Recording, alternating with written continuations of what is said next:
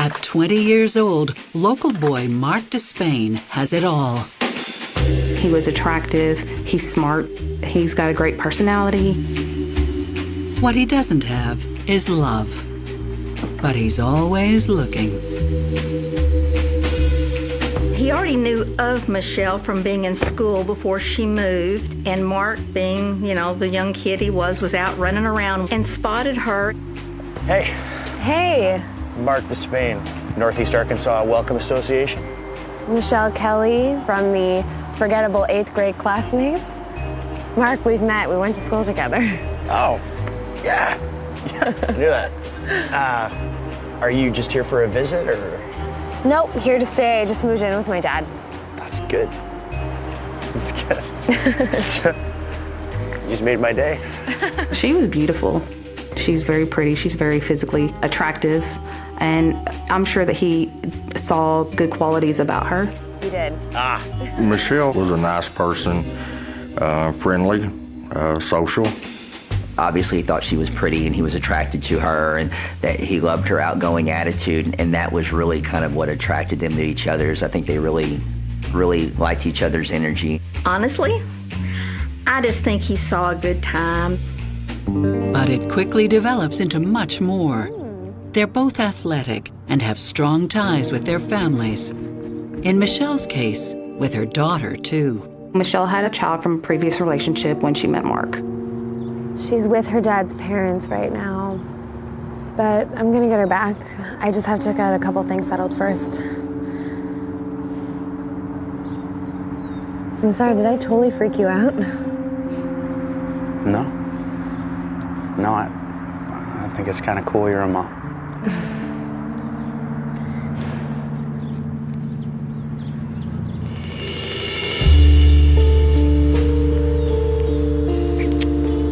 They start spending every minute they can together.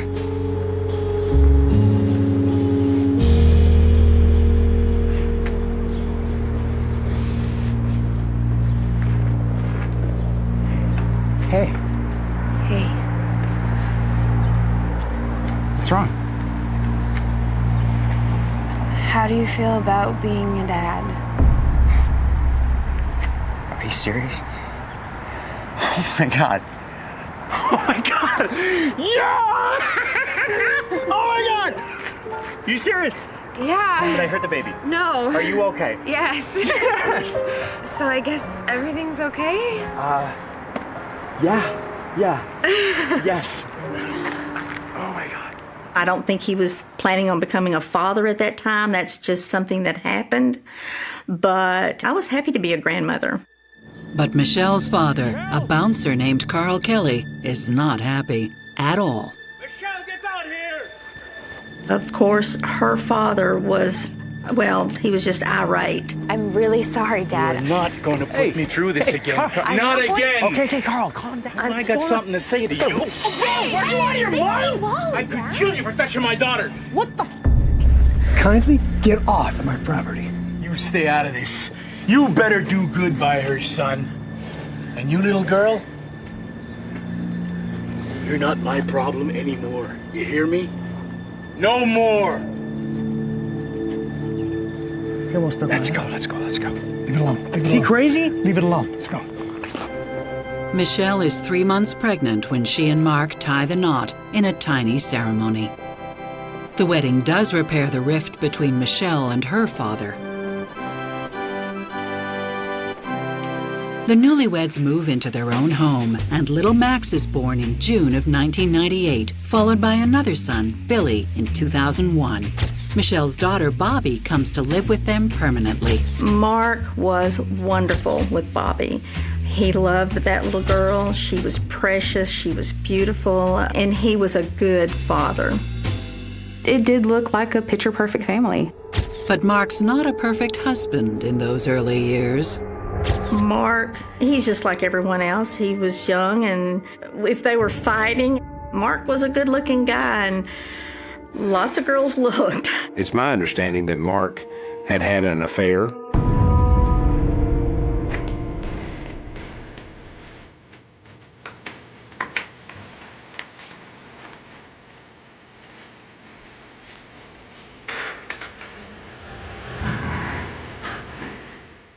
Who is she? What are you talking about? No, don't. Okay, just don't.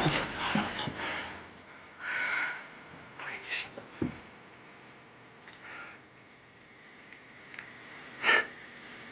I'm sorry. I'm sorry. Psychotherapist Stacy Kaiser and forensic psychologist Brian Russell see this early tryst as cause for concern. I think the fact that Mark cheats on Michelle really early in their marriage speaks to the fact that he's in over his head trying to be a husband and father. It is possible that Mark isn't going to cheat again. However, it does concern me that this happened so early in their relationship. They met very young. Michelle already has a small child. They end up with a shotgun wedding. The family is struggling with them being together. And so those are a lot of challenges to overcome in order to be together. You know, there's a good chance they're going to run into some realizations along the way that they might have picked someone different had they waited longer and not had to do it under pressure. Mark and Michelle get past his fling. And honestly, it sounds goofy, but I think he became a better person from it. They focus on building a beautiful life together. After Mark got his license, he came to work for his dad and I. The way the real estate business works, you know, we're not just in an office all day long. We're here, we're there, we're yonder, and so it wasn't like we were all together all the time, which probably made it the reason we lasted that long. Mark went on to work kind of in the family business and loved it. He knew what he wanted and he was going after it. He was impatient. Gung-ho was his thing. Mark is gung-ho over a property that most other local appraisers are wary of, especially his dad. Is that for a bargain? Uh-huh. Looks like a hellhole to me. Why don't you both take a look and see? Because time is money, and that's a waste of both. Just go myself, okay? Suit yourself. It was in an area that some people would have called risky. But Mark surprises everyone by flipping the park for a tidy $100,000 profit. So? Sure enough, he did. Do we have a deal? And just made a ton of money off of it. And of course, once he done that, the bug bit and he was ready to, go on to his next big thing. With Mark's financial success comes a brand new, lavish lifestyle. Mark and Michelle lived in a very upscale neighborhood, nice homes. They would go on cruises. They would go to Mexico, to Cancun or somewhere. They lived high on the hog, and it seemed like they spent money freely. The bank called. Mark wanted to be an entrepreneur. He convinced them to go in with him to purchase some properties and try to make some fast money and try to grow that business and build a real estate empire. You can't rob Peter to pay Paul! When the dad realized that the banks weren't getting paid, Mark and Michelle were living high on the hog, that really caused a rift. It's called investment. Do you want me to explain how it works? I'll show you how that works, smart ass.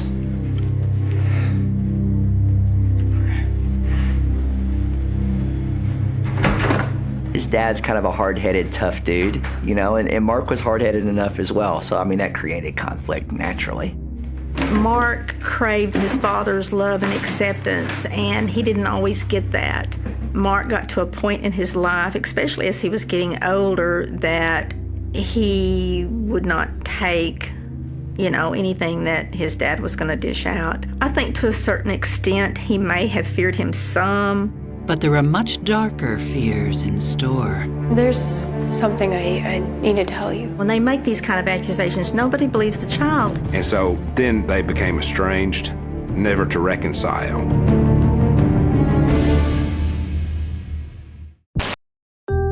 Mark and Michelle Despain get past his extramarital fling unscathed. But his relationship with his father, Jeremiah, is suffering. After 6 years working together as real estate appraisers, they resolve their issues by parting ways. In 2007, Mark launches his own company in direct competition to his dad. He wanted to kind of venture out and go out on his own. And he was just really motivated, really ambitious to grow and do the best that he possibly could. He hires both Michelle and her father to help. She was responsible for paying the bills, keeping track of the accounts. Carl was the guy that Mark hired to go around and pick up the rent. He wanted to give his father-in-law an opportunity, something stable. They needed a little bit of help. So he was somebody that would be trustworthy and that they could count on. With things looking up, Mark adopts Bobby as his own. It seems like one big happy family. Baby girl, hey. Until Bobby, now 13 years old, drops a bomb. There's something I need to tell you. I remember that day because Mark said, Mom, you're going to have to come to the house with me. And I said, well, what for? And he said, well, you're just going to have to come to the house. Mark calls his dad and asks him to come as well. It's an ambush. Mark, what's going on here? Give me your phone. My phone? Give me your phone. There were some accusations that Bobby made against Mark's dad. It's my understanding that there were some provocative photos found. Things that were very much out of the ordinary and very inappropriate. What's this? I was going to talk to you about this. Oh, you knew about this. That's all the proof I need. Will somebody tell me what the devil's going on here? My daughter's been the victim of a sexual predator. Jeremiah flatly denies the accusations, but police launch an investigation. I'd never do anything like that. Tell him, Tana. Tana, tell him. I remember thinking, you know, he may be a lot of things, but I don't see this. But I've also been told that nobody ever believes the child. You know, when they make these kind of accusations, nobody believes the child. And so for me, I had to give Bobby that benefit of the doubt. Both Bobby and Jeremiah are questioned by police. There was an investigation into allegations against Mark's dad. He said that he had let Bobby borrow his phone because Mark and Michelle had taken hers away because of discipline. Thanks for the phone. Oh, you're welcome. Apparently, Bobby had used the phone to take some pictures to send to boyfriends and that she didn't delete them. So, are you going to tell him or am I? Jeremiah threatens to tell her parents, but evidently she got to them first. Still, Jeremiah appears to be telling the truth. There was a polygraph given, and he passed that, and so no charges were filed, and there was no proof that he had violated the law. Mark and Michelle cut off all ties with Jeremiah. I think Mark truly believed what Bobby had said. I don't think he wanted to believe that Bobby could lie about something like that. Mark's dad is angry too, at his son for not believing him. Mark's mom stands by her husband. I left. I never got to go back, and I saw them very little after that. The family dynamics with Mark and Michelle and their family are a giant mess because these two need family support. They've completely alienated, whether it's warrant or not, Mark's parents. And they've got Carl, who is around, but he seems to have this sort of enmeshed, unusual relationship where he's basically like one of the married partners. And so things are really messy. There are lies and then there are lies. If Bobby's story about Jeremiah's involvement in the sexting is a lie, it's a sociopathic lie because it is a lie that threatens to tear apart the fabric of the family. It actually succeeds in alienating Mark from his parents for the foreseeable time. On top of everything, Mark's real estate business is hurting. Sorry, I'll know the rest tomorrow. Good, because I'll be back tomorrow.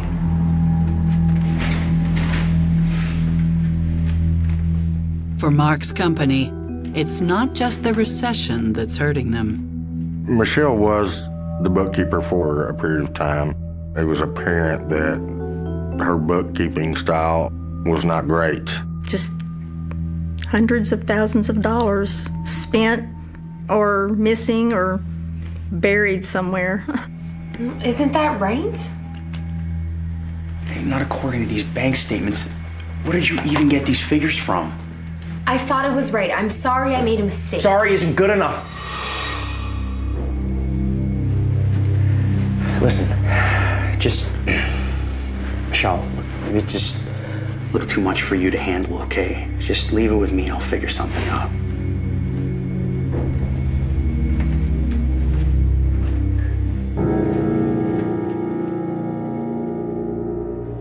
Michelle goes to work as an assistant at a bank. When they made that decision and Michelle got the job at the bank, she seemed happy about it. She seemed excited to be new environment, have new friends. Friends like 24-year-old assistant Jesse McKenzie. She's mid-30s, he's early 20s. But for Michelle and Mark, this young man may be the tipping point. Their marriage was almost as bankrupt as their business, I think. We were dispatched as detectives to the scene regarding a shooting victim.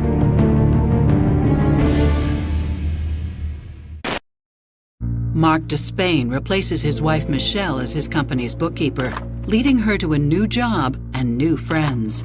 Friends like Jesse McKenzie. Except he's not just her friend for long. She's now the young man's sugar mama. She paid for his rent, groceries, utilities. He was a young man dating an older woman who was married and paying his way. I'm sure he liked that a lot.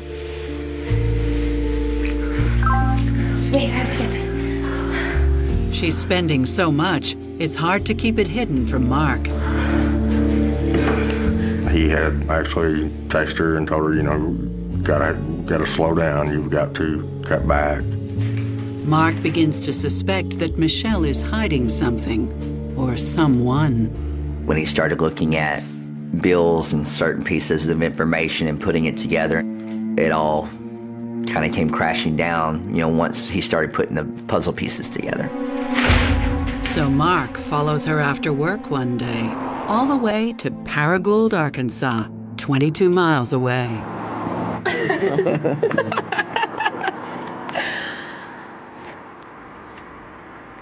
You should go.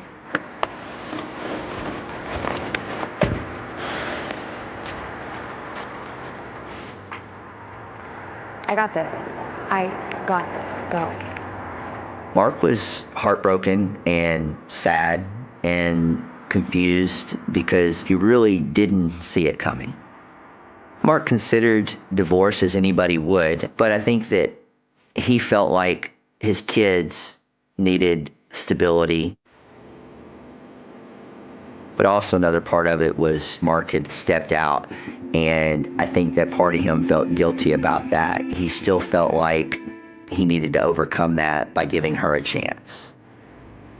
Because, as he said, I've made mistakes. We all make mistakes. We got through that all those years ago.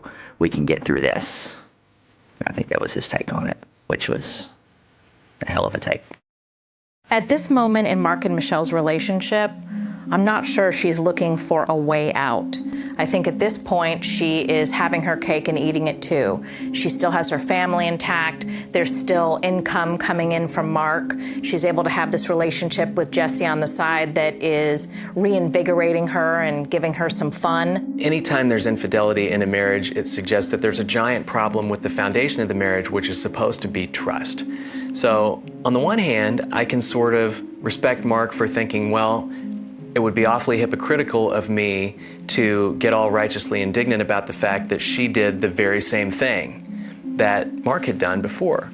At the same time, the fact remains that there clearly is not the right measure of trust in the relationship. And so if the marriage is to go on and be healthy, there is going to have to be some serious introspective work done by both parties who are interested in staying together and figuring out why these things happened and what they need to do to rebuild the foundation and build on it going forward. Instead of splitting up, the Despains resolved to reconnect. He really wanted to have a family and keep it together. I think Mark wanted to make things work. Work starts with lunch.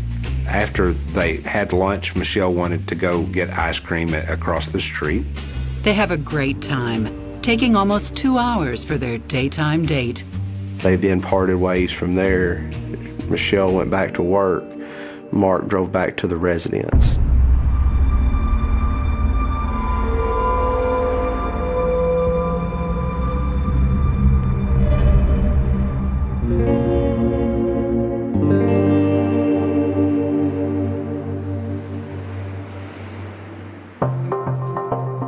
When Michelle returns to work, her father is waiting for her with bad news.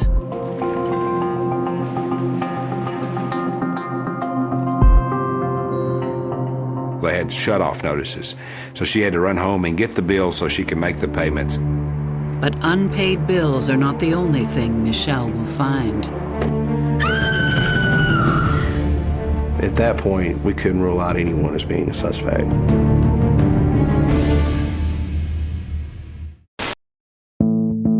When Michelle Despain comes home early after a happy make-up lunch with her husband Mark, she makes a horrible discovery.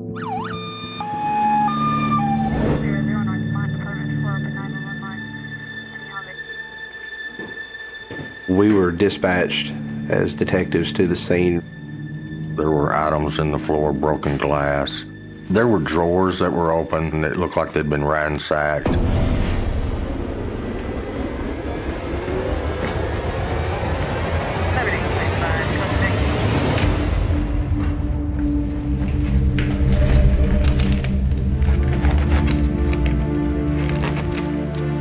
The first gunshot wound that we found appeared to be on his left side under the armpit area. The second shot appeared to be to the face, closer to the eyes. Michelle is nowhere to be found until police look outside. She was hiding underneath a bush. They bring Michelle to a neighbor's. I came home. I needed to pick up some papers, and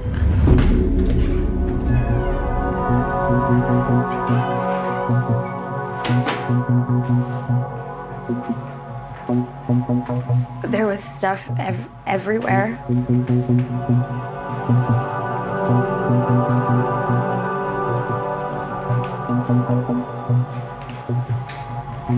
I went into the kitchen and his ice cream was still there. And then I saw him. He was on the ground. There's a pool of blood.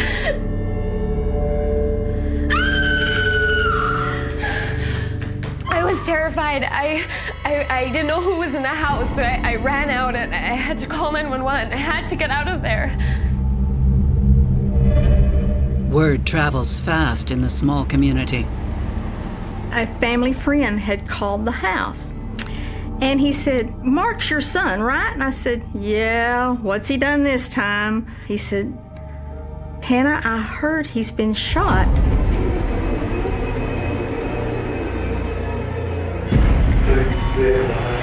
It doesn't make sense to police either. There was no sign of forced entry. There was no windows that were raised up. Items of high dollar value were still there. It didn't look right. It's not the only thing that doesn't look right.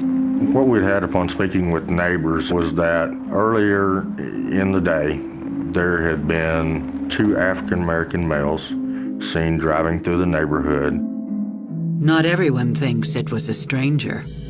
Carl was accusing Mark's father of being involved in the murder. Police don't know what to think. I interviewed Carl Kelly and Mark's father that same afternoon. He was extremely upset, just almost need to be consoled. I was up on the roof when I got the call. I'd been up there at least an hour. He was just suffering an extreme loss.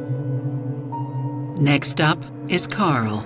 He claimed that he loved Mark as his own son. Don't know why anybody would want to do this to him. He also has an alibi.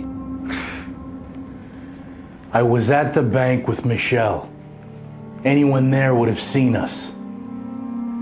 Plus, they probably have cameras.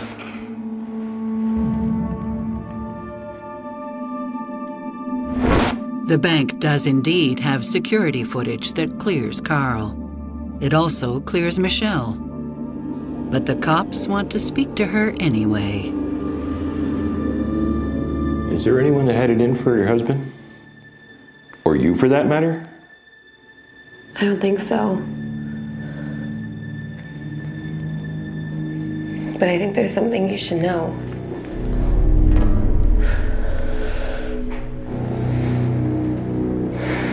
I was seeing someone. We knew each other from the bank. She admitted to Detective Brooks that she had been having an extramarital affair with a younger co-worker. She admitted to him that she had been paying for items for this young man. I got this. Go. At that point, we couldn't rule out anyone as being a suspect. Police bring him in. I felt sorry for the guy, but I didn't want him dead. I mean, he was kind of paying my rent, in a sense.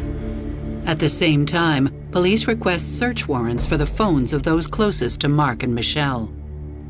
24-year-old Jesse is quickly dropped as a person of interest. We were able to rule him out, account for where his whereabouts were at that particular time of the day. The same is true for Mark's estranged father, Jeremiah. The day Mark was murdered, Mark's dad was on the roof. We had a roof problem, and he was on the roof. Meanwhile, Michelle pulls herself together long enough to plan her husband's visitation and funeral, to which her husband's family is not invited. I called Michelle and I said, look, I know we've had our differences, but let's lay Mark to rest in peace and together. She said, don't call me again. You'll be advised of what you can do. And I was heartsick. So she finally told us that we could have our own visitation for 2 hours.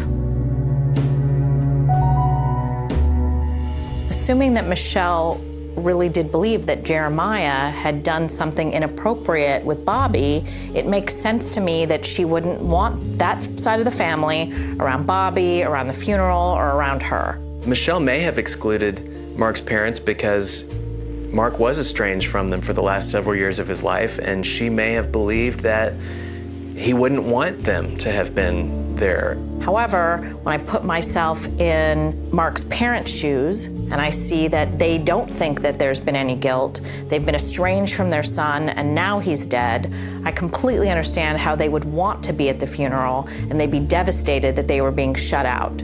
On August 29, 2011, Mark's body is laid to rest, with his killer still on the loose.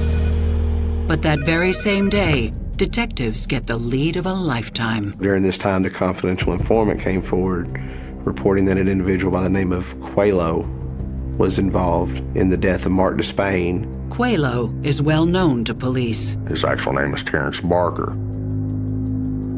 And there's more. One of Quelo's associates is Johnny Hubbard, one of Mark's tenants. Police bring in Johnny Hubbard and Terrence Barker. During the first interview, Mr. Barker denied having any knowledge. But Johnny Hubbard turns out to be much more cooperative.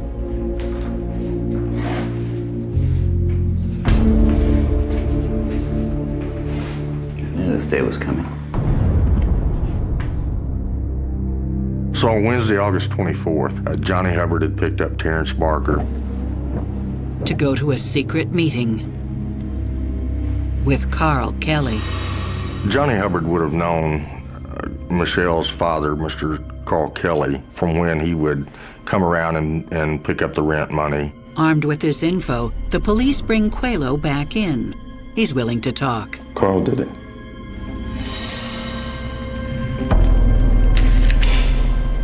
Except police already know that's not true. Carl's alibi is rock solid. He was at the bank with Michelle. Faced with proof that Carl is not the shooter, Quelo changes his tune one last time and drops a bombshell. Shot him twice. Terrence Barker stated he was to receive, I believe it was $7,000.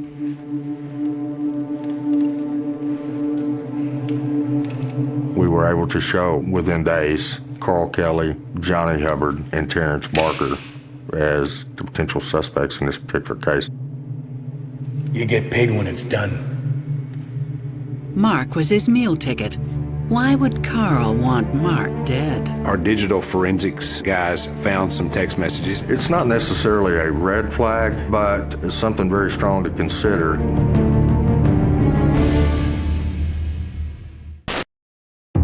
Michelle Despain's father, Carl Kelly, is in police custody. They think he hired a street criminal to shoot and kill Michelle's husband, Mark.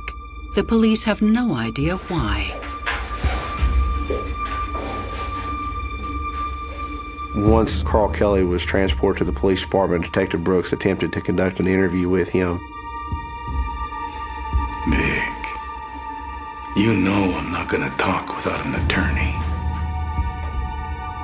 So, no interview was done with it. With her father in custody, Michelle stops cooperating with police. Well, Michelle never spoke with us again after my second interview. I was notified by her attorney that she had retained him as counsel and she would not be speaking with I or any other detectives. Undeterred, the cops keep digging. It was clear from overdraft fees, late payments. They were living above their means. More money going out than there was coming in, of course. Cheers. Looked like they were on the verge of bankruptcy. Meaning with Mark dead, Michelle would have to carry all that debt by herself. There were 2 life insurance policies on Mark Despain. Each was in the amount of $500,000 payable upon his death, with the beneficiary being Michelle. Carl doesn't get a cent. The fact is, Michelle Despain is the only person who stood to gain financially from the death of her husband. Unless, of course, she was willing to share that money. Terrence stated to me that he was supposed to get $7,000 to $10,000. He was supposed to be paid out of the life insurance that the wife was supposed to receive from the death of her husband, from Mark. Police turn to phone records to see if there's a conspiracy, but there's nothing to find. We were able to see that on this particular day that Carl and Michelle both had wiped their phones relatively clean, deleted would be the appropriate term. They request forensic searches and wait. Months go by. This is not something that our forensic examiners are able to obtain overnight or anything like that. In fact, it's 9 months later when they manage to recover deleted texts between Carl and his daughter Michelle from August 24th, 2011. The day Mark Despain was shot in his own home. Michelle had texted her father.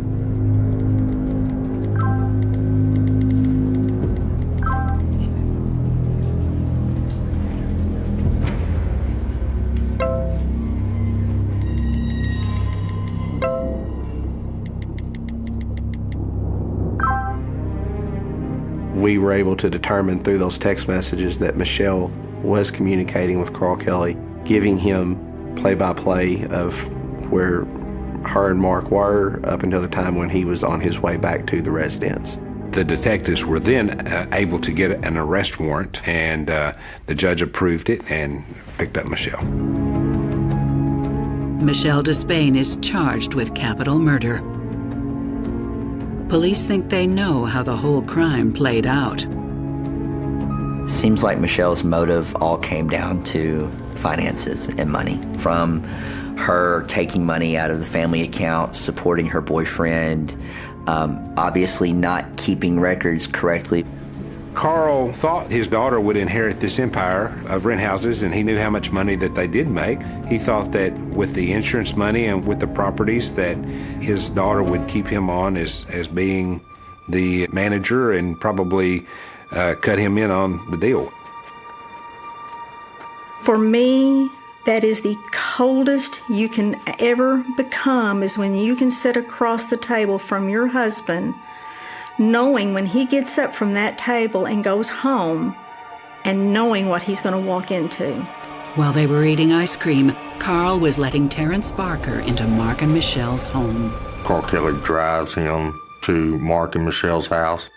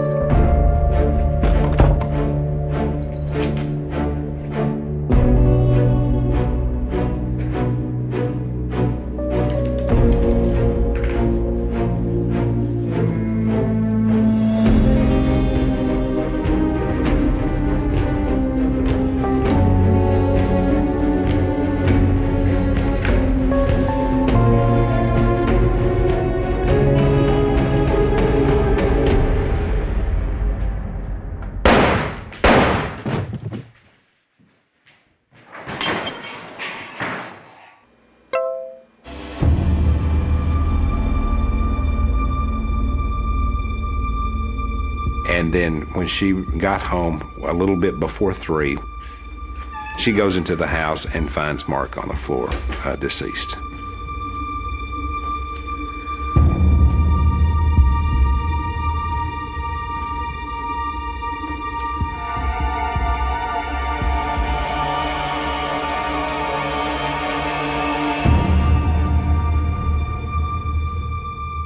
The children were all in school that day, so Michelle found Mark approximately about 20 minutes before they normally would have come in themselves and found that their father had been murdered.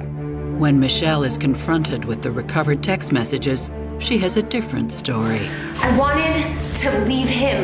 My dad was supposed to help me do that. I wasn't planning on killing him. Police and prosecutors don't believe her.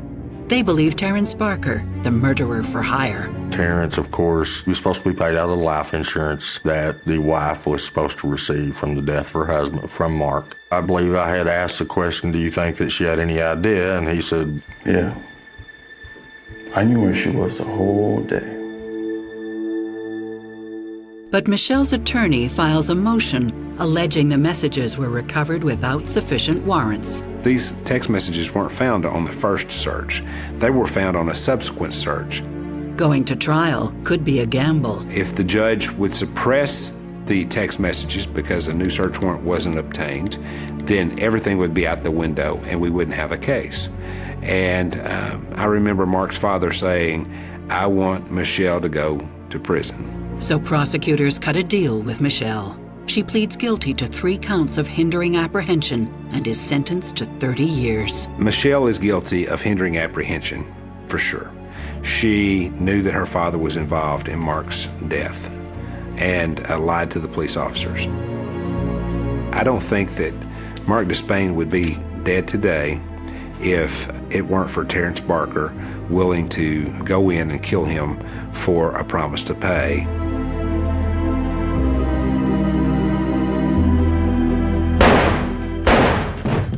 Was justice served with regard to her? She got a 30-year sentence.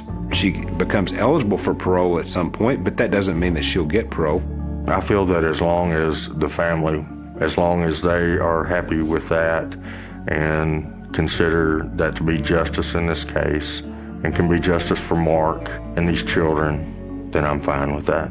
Johnny Hubbard is sentenced to 18 years for hindering apprehension. Terrence Barker, the trigger man, is sentenced to 35 years. Carl Kelly is also sentenced to 35 years. One of the things that we see about Michelle throughout the entire story is that she doesn't seem to have a conscience about anything. She's a true narcissist. She doesn't have a conscience about cheating on her husband. She doesn't have a conscience about using their family money to take care of another guy. And what narcissists do is immerse themselves and dedicate themselves to relationships that are serving them at the current time. As soon as Mark started to become a disappointment to her, or she didn't feel as connected to him, then she moved on to Jesse. Mark's parents probably looked back at the entire history of Mark and Michelle and saw Michelle as pretty much nothing but bad news for their son. I'm guessing that Mark's family is disappointed that Michelle has not been accused of the murder.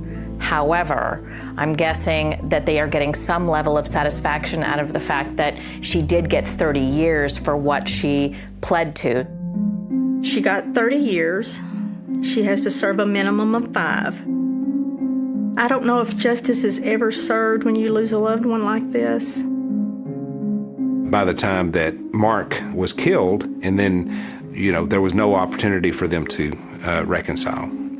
Mark's dad was a broken man because he hadn't spoken to his son in so many years, and you just can't get that back.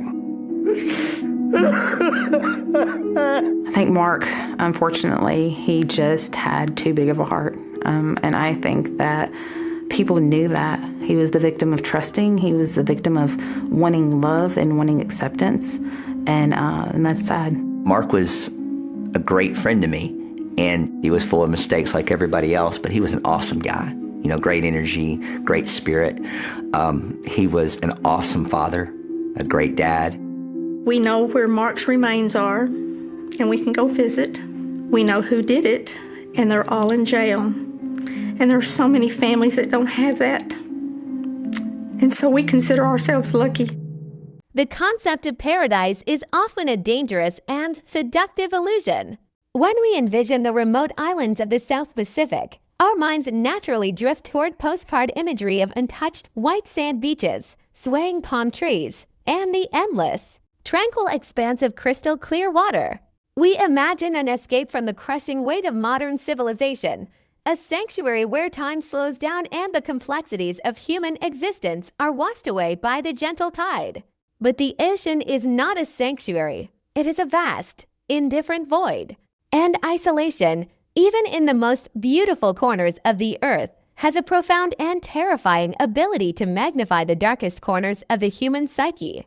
When you strip away the safety nets of society and place a human mind in absolute seclusion, surrounded only by thousands of miles of deep, unforgiving water, paradise can very quickly curdle into a psychological prison.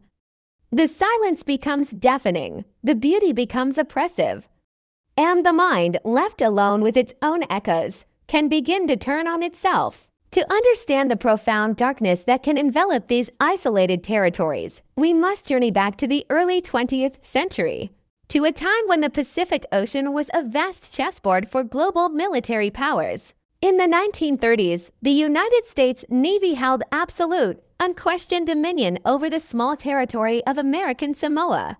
This was not a democratic society. It was a military outpost functioning under strict naval regulations.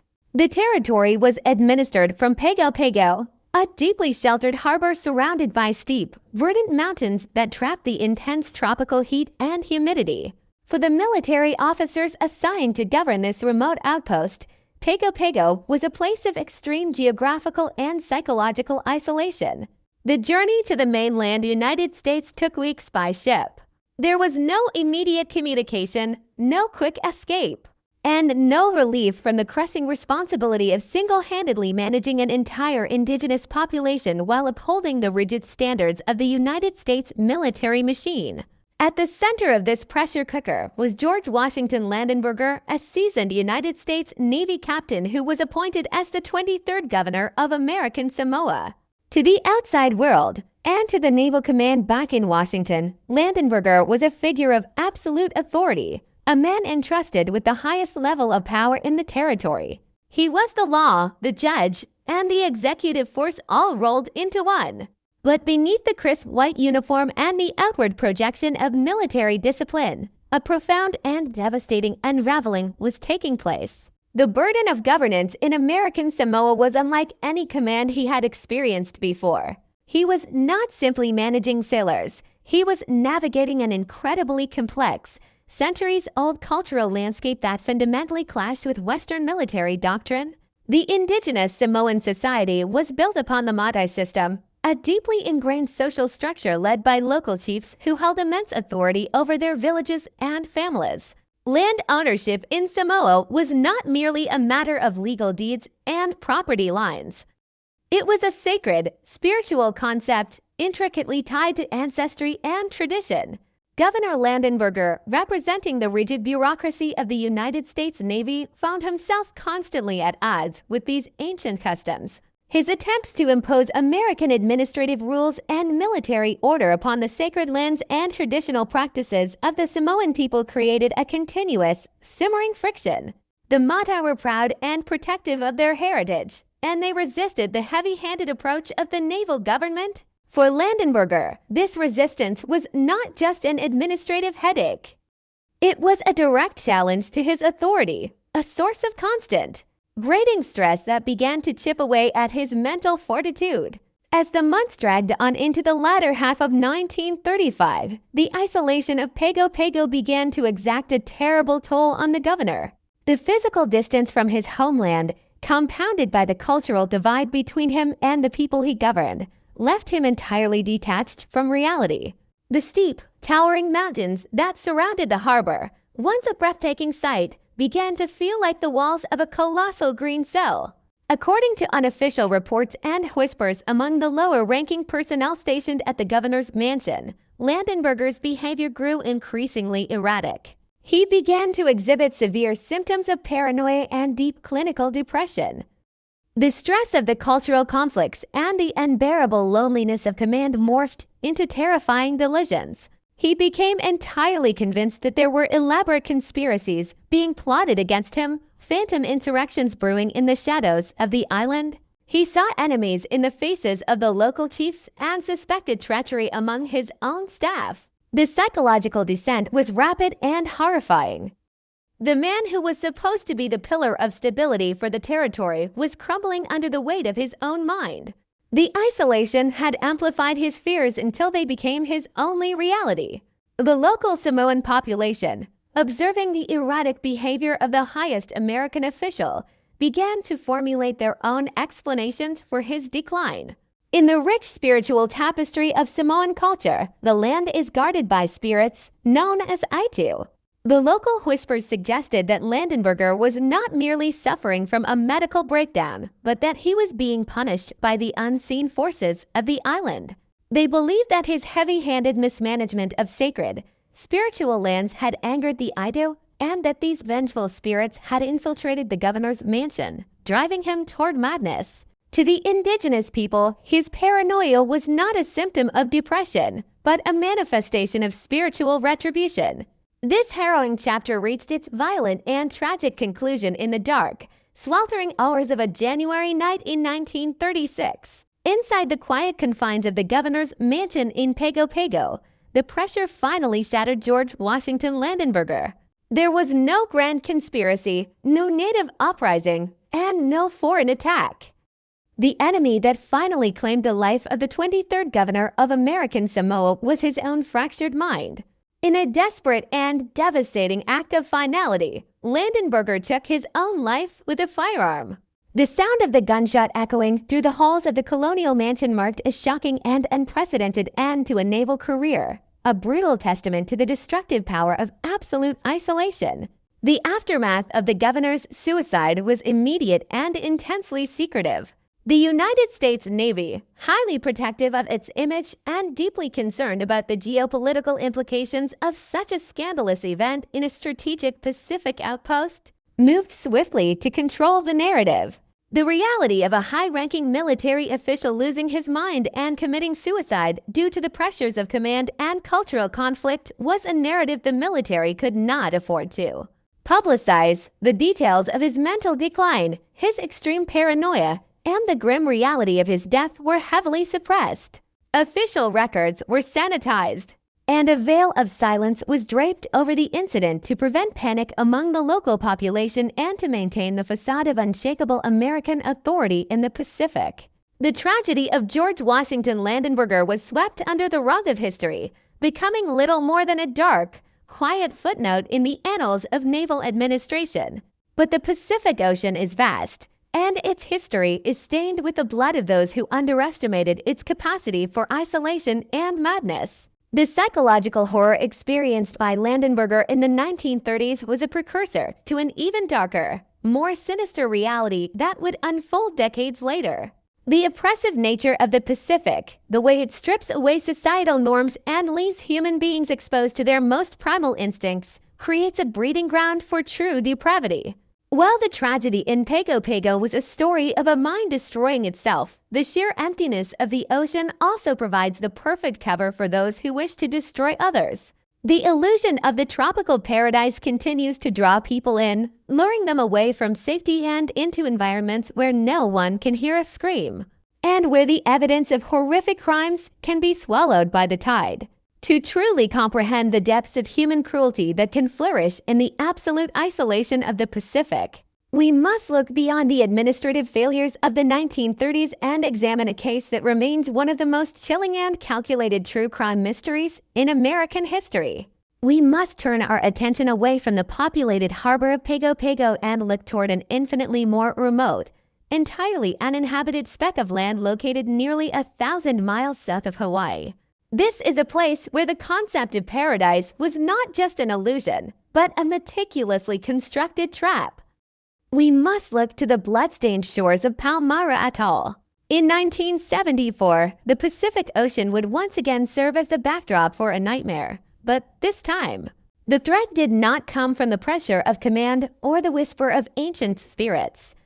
It came from the darkest corners of human greed and malice. A wealthy, adventurous couple, Mac and Eleanor Graham, set sail for Palmyra Atoll, seeking the ultimate escape, a personal Eden far removed from the anxieties of modern life. They envisioned a peaceful, solitary existence surrounded by vibrant coral reefs and endless horizons. They arrived in paradise, entirely unaware that they had sailed directly into a trap set by desperate individuals hiding from the law. The Grahams were not alone on the island. They were sharing their isolated sanctuary with a couple of fugitives whose desperation would soon escalate into calculated, cold-blooded murder. The horrifying truth of what happened on that deserted atoll would remain buried for years, hidden by the sheer vastness of the ocean and the complete absence of witnesses. It was a perfect crime, committed in a place where the rules of civilization simply did not apply. The perpetrators believed that the Pacific would keep their secrets forever, that the evidence of their brutality would be washed away by the relentless waves. But the sea is a restless entity, and it has a profound way of eventually revealing the truths that men try to hide. The horrific fate of Eleanor Graham would not remain a mystery forever. Years after her disappearance, the ocean would deliver a macabre and undeniable testament to the evil that occurred on Palmyra. A corroded metal chest, violently battered by the sea, would eventually wash ashore on the atoll. Inside that chest, authorities would find the gruesome, burned, and dismembered remains of Eleanor Graham, a chilling discovery that would rip the facade of paradise completely away and launch one of the most complex, riveting, and highly publicized murder investigations in the history of maritime law. This is the story of how the dream of an island escape became a horrific reality. A story where the beauty of the ocean merely served as a curtain for unparalleled human savagery. To truly comprehend the tragic and violent demise of George Washington Landenberger, one must first dismantle the pristine white uniform he wore and carefully examine the man underneath. We must look at a man who was fundamentally shaped by an institution that demanded absolute control in a world that is inherently chaotic. Landenberger was not a civilian administrator, nor was he a diplomat trained in the delicate arts of cultural negotiation. He was a captain in the United States Navy, a military man to the very core of his being. In the early decades of the 20th century, the American naval establishment was an organization built upon unyielding hierarchy, strict discipline, and absolute, unquestioning obedience to the chain of command. Officers of Landenberger's rank were forged in a relentless crucible of maritime tradition. They were taught to command massive warships and thousands of men through the sheer, uncompromising force of authority and standardized protocol. Their entire worldview was constructed around the rigid premise that every problem had a logistical solution, that every subordinate would follow orders without hesitation, and that the projection of American military power could inevitably bring order to any uncivilized corner of the globe. Landenberger spent his entire adult life mastering this rigid system. He rose through the naval ranks by consistently demonstrating his ability to maintain control, enforce strict regulations, and navigate the highly structured, predictable world of military bureaucracy.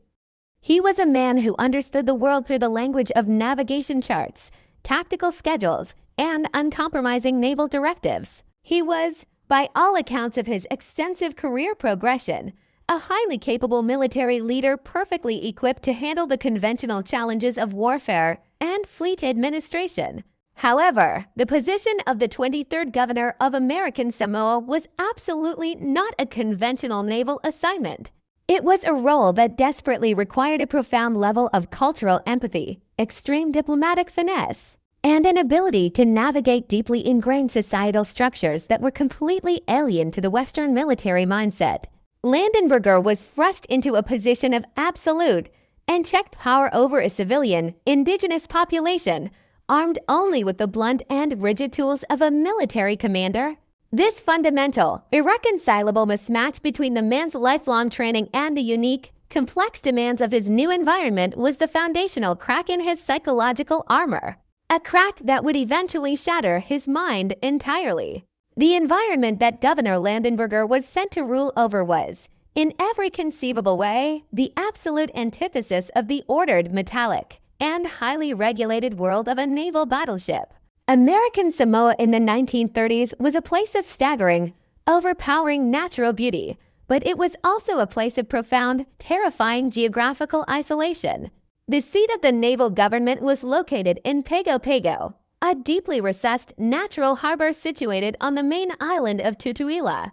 Geographically, the harbor of Pago Pago is a marvel of the natural world, a massive, collapsed volcanic caldera that offers one of the deepest and most protected anchorages in the entire South Pacific Ocean. But this incredible geographical protection came at a severe and debilitating psychological cost.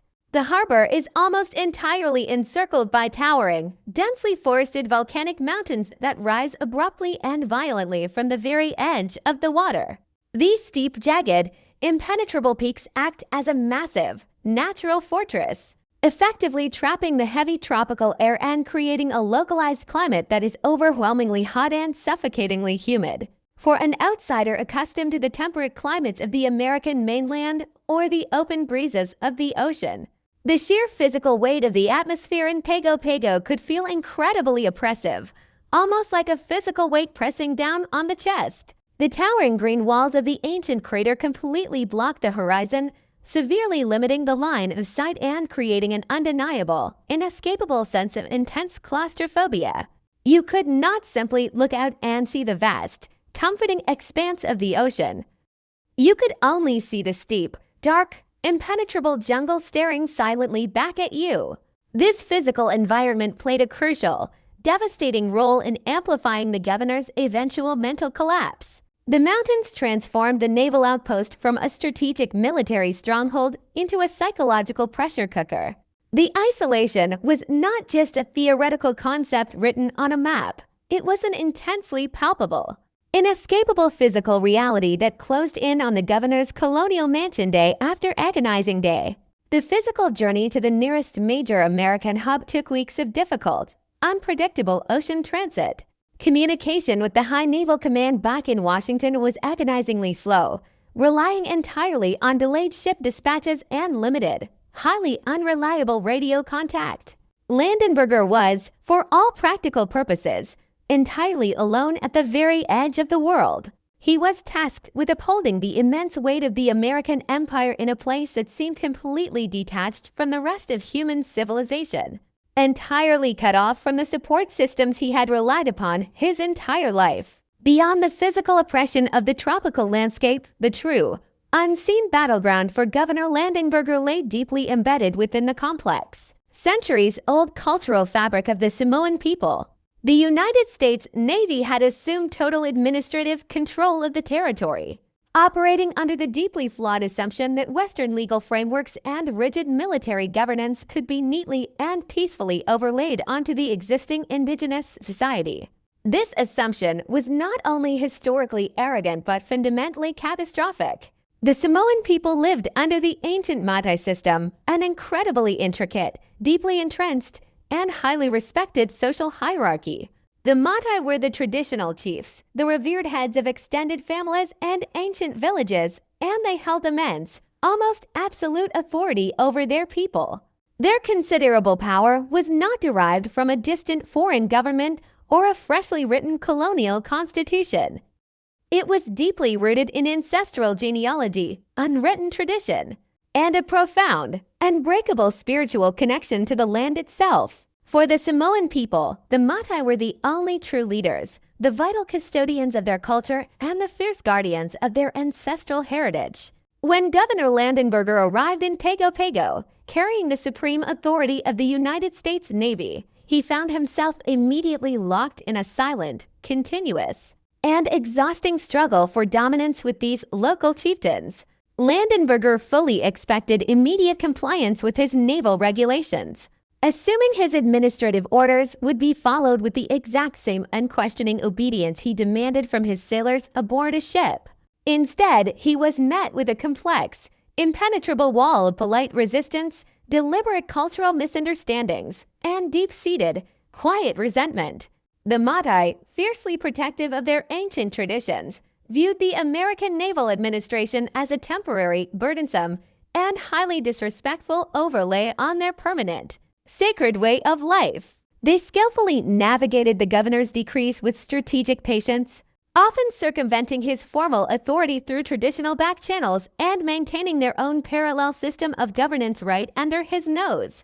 This constant, invisible, and unwinnable friction was immensely frustrating for a man whose entire existence had been defined by clear chains of command, immediate action, and measurable results. The most explosive, dangerous, and spiritually volatile point of conflict between Governor Landenberger and the indigenous population revolved heavily around the fundamental concept of land ownership.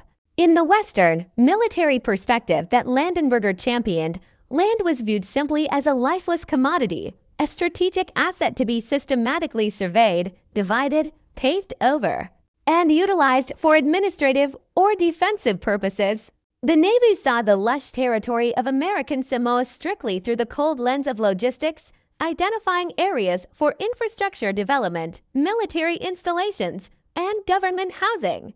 To the Samoan people, however, land was absolutely not a resource to be exploited. It was the very foundation of their existence, the core of their identity, and the center of their spiritual cosmology. The land was intricately, inextricably tied to their ancestors, woven into the fabric of their history through ancient bloodlines and highly sacred burial grounds. Every single plot of earth held a deep spiritual significance, actively guarded by the Aidu, the powerful unseen spirits and ancestral deities of the island. When the naval administration, under Landenberger's direct and forceful command, attempted to manage, reallocate, or regulate these ancient lands according to American bureaucratic standards, it was not merely viewed as an administrative overreach. It was perceived as a profound, unforgivable spiritual desecration. The governor's numerous decisions regarding land use, made with the detached, mathematical logic of a military planner, directly violated the most sacred tenets of the Samoan culture. He was unknowingly, yet recklessly, wandering into a highly volatile spiritual minefield, trampling over centuries of deep tradition and deeply angering the unseen forces that the local population profoundly revered and intensely feared. This continuous, exhausting clash over sacred land created an incredibly toxic and heavy atmosphere within the small territory. The Samoan people, forced to witness the governor's blatant disregard for their most deeply held spiritual boundaries, began to harbor a profound, collective resentment. This was not a loud, violent, armed rebellion that a military man could understand and fight. It was a quiet, pervasive, suffocating anger that saturated the heavy tropical air. The local whispers, moving quickly and quietly through the traditional villages and eventually reaching the ears of the staff working silently within the governor's mansion, strongly suggested that Landenberger had crossed a dangerous, irreversible threshold. In the collective consciousness of the island, his administrative blunders were not just political mistakes to be corrected. They were grave sins against the very soul of Samoa. The deeply held local lore dictated that the Aitu, the fiercely protective guardian spirits of the desecrated lands, would inevitably exact a terrible, devastating vengeance upon the foreign man who had disrespected them. They genuinely believed that the governor had invited a dark, spiritual sickness into his life, a powerful curse that would slowly and inevitably consume his mind. These persistent rumors, born from a place of deep cultural trauma and spiritual belief, created an environment of intense hostility, paranoia, and suspicion surrounding the isolated governor. As Landenberger remained trapped in his colonial mansion, the immense weight of this unspoken hostility began to physically and mentally crush him. He was a man highly trained to fight tangible, visible enemies, to strategize against enemy fleets and manage massive logistical supply chains. He had absolutely no psychological defenses against the silent, pervasive cultural rejection and spiritual condemnation he was experiencing in Pago Pago. The immense stress of attempting to forcefully enforce an alien legal system upon a highly resistant population, combined with the extreme geographical isolation and the suffocating, inescapable physical environment, initiated a catastrophic and rapid deterioration of his mental health. The decorated naval captain, once a paragon of order, logic, and unyielding discipline, began to lose his fragile grip on reality. The walls of the governor's mansion, originally intended to be a towering symbol of American power and authority, transformed into the terrifying, inescapable boundaries of a personal psychological prison. He was entirely cut off from his peers, unable to express his growing fears or seek meaningful counsel from anyone who could possibly understand the immense pressure he was under. He was drowning in an ocean of administrative failure and profound cultural alienation, and there was absolutely no rescue line in sight. The tragic portrait of George Washington Landenberger is therefore not merely one of a man failing at his administrative job. It is the chilling portrait of a human mind being systematically dismantled by its environment. He was placed in an impossible, unwinnable situation, expected to bridge a massive cultural divide with the blunt, unyielding instruments of military bureaucracy. The intense isolation stripped away his normal coping mechanisms, while the constant, exhausting friction with the Madai system and his profound misunderstanding of the sacred land deeply eroded his crucial sense of control. As the agonizing months passed, the dark reality of his failure and the perceived, overwhelming hostility of the entire island population began to fester and rot within his isolated mind. The quiet whispers of the Aidu, the ancient spirits demanding their violent retribution, may have been easily dismissed by the naval administration as mere local superstition. But in the rapidly decaying mind of the governor, they likely manifested as an overwhelming, terrifying, and inescapable reality. He was a man entirely alone, surrounded by thousands of miles of deep water, trapped by steep volcanic mountains, and drowning in a culture he could neither understand nor control. This was the horrific, inescapable psychological landscape that firmly set the stage for the unimaginable violence that would soon unfold within the quiet, shadowy halls of the governor's residence. A violence that would devastatingly prove that the most terrifying threats do not always come from the vast, dark ocean outside, but from the unfathomable depths of a shattered human mind left to long in the dark. As the oppressive calendar turned toward the latter, agonizing months of 1935, the atmosphere within the colonial governor's mansion in Pago Pago underwent a profound and terrifying transformation. The building, which was initially designed to serve as a beacon of American authority and a sanctuary of military order, gradually morphed into a suffocating psychological fortress. The tropical heat of American Samoa, always a formidable and relentless presence, seemed to grow heavier inside those walls, pressing down on the inhabitants with a physical, unbearable weight. Governor George Washington Landenberger, once a man of rigid posture and absolute naval discipline, began to visibly unravel under the crushing, invisible pressure of his command. The isolation of the island, the sheer physical distance from his homeland, and the insurmountable cultural chasm between his military administration and the indigenous population began to exact a devastating toll on his mental faculties. He was no longer simply a frustrated administrator struggling with local customs. He was a man slowly losing his fragile tether to reality. The daily routines of governance, the logistical reports, the military inspections, and the bureaucratic duties that had previously grounded his entire existence started to lose their meaning entirely. He began to withdraw deeply into the shadowy confines of his residence, spending increasingly long and solitary hours completely secluded from his staff and the outside world. The vibrant, towering green mountains that encircled the harbor of Pago Pago no longer appeared as majestic natural wonders, but rather as the impenetrable walls of a colossal, inescapable prison, designed specifically to trap him in a state of perpetual torment. His sleep became fractured and erratic, continuously plagued by the inescapable anxiety of a command that was fundamentally failing on a cultural level. The sheer exhaustion of fighting an invisible war against ancient traditions and silent resentment began to rot the very foundation of his mind.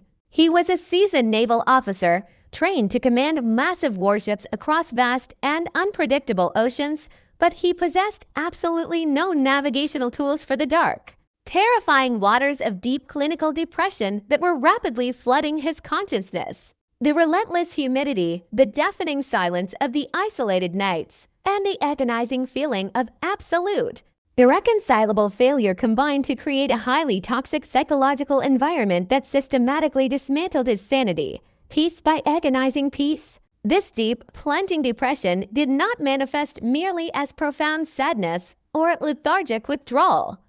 It violently mutated into an aggressive, all-consuming, and terrifying state of severe paranoia.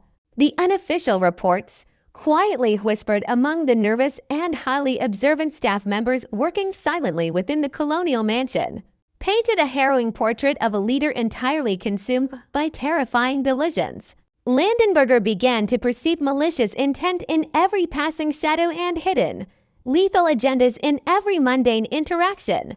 He became absolutely convinced that elaborate, highly coordinated conspiracies were being actively plotted against him by unseen forces. The profound cultural resistance he faced from the local Madai, the traditional chiefs who politely but firmly rejected his naval decrees, was no longer viewed through the rational, measured lens of administrative friction. In the governor's rapidly deteriorating mind, this quiet resistance was terrifyingly distorted into an imminent, bloody, and lethal insurrection.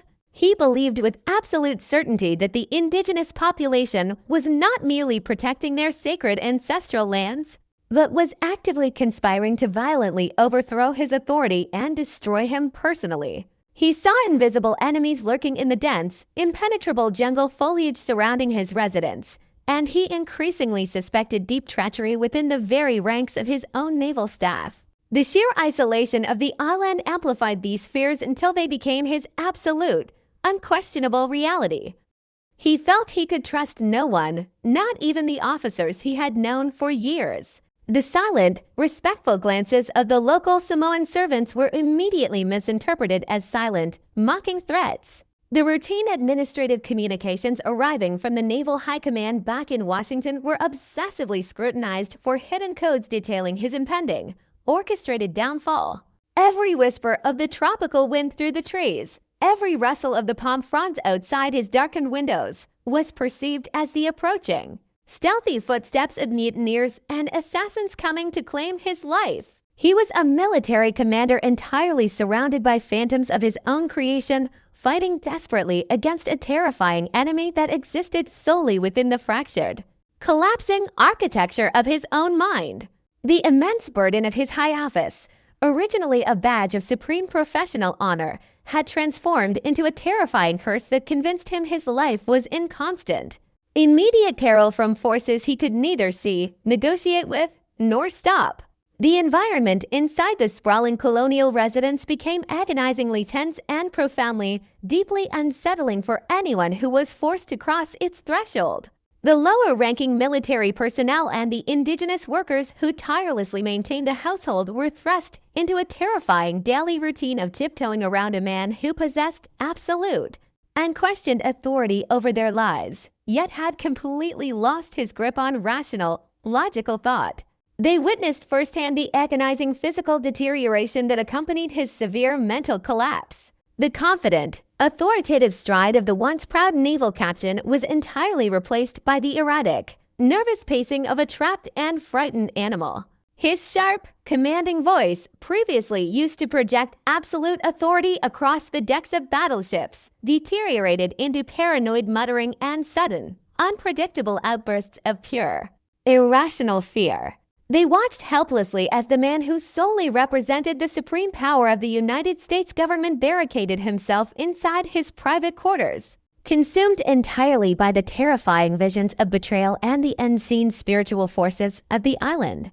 The deeply ingrained local beliefs regarding the Aidu, the powerful, unseen guardian spirits of the Samoan land, began to intertwine horribly and seamlessly with the governor's clinical madness in the eyes of the local observers.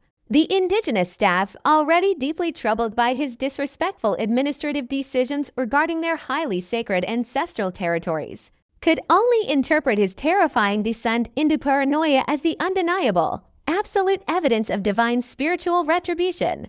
They genuinely believed the ancient, vengeful spirits of the land had successfully infiltrated the walls of the colonial mansion, driving the foreign invader permanently mad as a brutal punishment for his arrogant transgressions. This unspoken, terrifying consensus among the local staff created an atmosphere of pure, suffocating dread within the home. The mansion was no longer just the seat of the foreign government. It was widely considered a cursed ground, a dark place where a powerful man was being actively and mercilessly consumed by the dark, unseen forces of the very island he had foolishly attempted to control. The absolute geographical isolation of Pago Pago meant there was absolutely no psychological intervention available. No specialized medical evacuation that could swiftly remove him from the terrifying environment that was actively destroying him. He was left entirely alone with his rapidly multiplying demons, physically trapped in a beautiful tropical paradise that had insidiously become a personalized, inescapable psychological hell. As the agonizing calendar finally turned to the new year, bringing the fateful month of January 1936, the oppressive, terrifying situation reached an absolute, critical breaking point from which there could be no return. The governor's total detachment from reality was now absolute, profound, and entirely irreversible. He was no longer functioning as an administrator in any capacity. He was merely surviving, minute by agonizing minute, within a terrifyingly vivid nightmare of his own subconscious design. The perceived, intricate conspiracies had completely overtaken his entire existence, leaving absolutely no room for logic, reason, or the fundamental, basic duties of his high naval office. The overwhelming, crushing pressure of the cultural divide, the unbearable weight of the geographical isolation, and the relentless, terrifying delusions of imminent, violent betrayal finally collapsed the last remaining pillars of his mental endurance. He was a man completely and utterly broken by an environment he could not possibly understand and a mind he could no longer control or trust. The strict naval command structure, built entirely on rigid protocols and clear, undeniable chains of communication, proved completely and tragically useless in the face of such profound psychological collapse. There was simply no military manual, no procedural guideline for a commanding officer losing his mind to the invisible ghosts of an isolated island. The final, agonizing days of his life were spent in a state of hypervigilant, paralyzing terror, waiting constantly for an attack that would never actually come from the outside world. He was actively bracing for a violent, bloody insurrection from the local population, constantly anticipating a brutal overthrow by his own trusted staff, and desperately preparing for a final, fatal confrontation with the unseen enemies that crowded his tortured, paranoid vision. But the terrifying, tragic reality of the situation was that the only active, imminent threat to George Washington Landenberger was the overwhelming, all-consuming darkness festering deeply inside his own fractured psyche. The true enemy was not waiting patiently in the dense, green jungle, nor were they actively plotting in the shadowy halls of the colonial residence. The enemy had already entirely conquered the inner fortress of his mind, leaving him completely defenseless against the ultimate, final act of profound desperation. The terrifying and entirely inevitable climax of this tragic psychological horror story occurred on a dark, sweltering night in that fatal January of 1936. The heavy, intensely humid tropical air hung motionless over the isolated harbor of Pago Pago, and the towering volcanic mountains cast long, impenetrable, suffocating shadows over the quiet governor's mansion. Inside the residence, the deeply troubled commander finally succumbed completely and absolutely to the terrifying, unbearable weight of his delusions. Driven by an incomprehensible, suffocating fear and a profound, agonizing despair that no one else could possibly understand, he made a final, desperate decision to permanently escape the inescapable, torturous prison of his own mind. He did not lash out violently at the staff members he falsely believed were actively conspiring against him. He did not order a disastrous military strike against the indigenous population he constantly feared was rising up to violently destroy him. Instead, the ultimate, horrifying act of violence was directed entirely and exclusively inward. In the quiet, suffocating darkness of his private quarters, entirely alone with his terrifying thoughts, George Washington Landenberger took a firearm and ended his own life. The sharp, deafening crack of the gunshot violently shattered the silent tropical night, echoing terrifyingly through the empty, shadowy halls of the colonial residence and ringing out into the impenetrable darkness of the surrounding ancient mountains. That single, violent, irreversible sound marked the abrupt, tragic, and horrifying conclusion to a long, agonizing mental descent that had been entirely hidden from the outside world. The blood spilled in the colonial mansion was not the result of a native uprising or a foreign military invasion, but the devastating, inevitable final consequence of absolute, crushing psychological isolation. The man who was confidently sent by his government to forcefully impose order upon a remote, complex territory was ultimately and completely destroyed by the overwhelming, terrifying chaos of his own broken mind.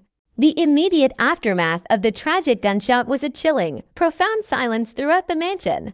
A heavy silence that would soon be desperately and heavily covered up by a powerful military institution absolutely terrified of the scandalous truth. But in that immediate, horrifying moment, there was only the tragic, undeniable reality of a broken, defeated man, the sharp smell of cordite in the humid air, and the unyielding, terrifying indifference of the vast, isolated Pacific Ocean surrounding him. The transition from a missing persons inquiry to a definitive murder investigation is rarely a sudden, dramatic revelation. More often, it is a slow, agonizing process of elimination that stretches over an excruciating expanse of time. When a crime occurs on solid ground, there is almost always a physical anchor room, a street corner, a patch of disturbed earth where investigators can begin their methodical search for truth. But when a suspected crime takes place within the boundless, indifferent expanse of the Pacific Ocean, the very concept of a crime scene evaporates into the rolling waves. The ocean is the ultimate accomplice. It swallows evidence, erases footprints, and silences victims with terrifying efficiency. For the authorities tasked with unraveling the sudden and complete disappearance of a wealthy, adventurous couple in the year 1974, this maritime void presented an almost insurmountable investigative wall. Mac and Eleanor Graham had set sail with the singular intention of finding a private sanctuary, a slice of untouched paradise far removed from the anxieties of civilization. Their destination was Palmyra Atoll, a highly remote, utterly deserted ring of coral and jungle situated in the deep waters relatively near the Samoan Islands. They were well-resourced, experienced, and deeply in love with the romantic ideal of absolute isolation. But when the scheduled communication ceased and the vast horizon remained entirely empty of their returning vessel, the investigation that followed was immediately paralyzed by the sheer, incomprehensible scale of the geography involved. An investigation of this nature begins not with a magnifying glass, but with nautical charts and massive search grids that cover thousands of square miles of empty, dark water. The authorities were forced to grapple with a terrifying array of possibilities that are entirely unique to the maritime environment. Had the Grahams encountered a catastrophic, sudden storm that overwhelmed their vessel before they could even broadcast a distress signal? Had they struck a submerged, uncharted reef that tore the hull apart in the dead of night? Or had they simply succumbed to the profound, unpredictable hazards of navigating a small craft through the most isolated regions of the globe? For an agonizing period, the complete absence of physical debris, the lack of any distress calls, and the total silence from Palmyra Atoll suggested that the ocean had simply claimed them in a tragic, albeit natural, maritime disaster. The investigation stalled, trapped in a cold, frustrating stasis because there was absolutely nothing tangible to investigate. The desolate island of Palmyra, battered continuously by the salt winds and surrounded by deep, predatory waters, kept its dark secrets completely hidden beneath the heavy canopy of its dense green jungle. However, as investigators meticulously dug into the background of the region and the sparse, fragmented intelligence available regarding the movement of vessels in that specific sector of the Pacific, a deeply chilling and entirely unexpected narrative thread began to emerge from the shadows. The fundamental premise of the Grahams' voyage, that they were sailing to an entirely uninhabited, peaceful island, was discovered to be tragically flawed. Palmyra Atoll was indeed geographically deserted, completely devoid of any formal civilization, law enforcement, or indigenous population, but it was not empty.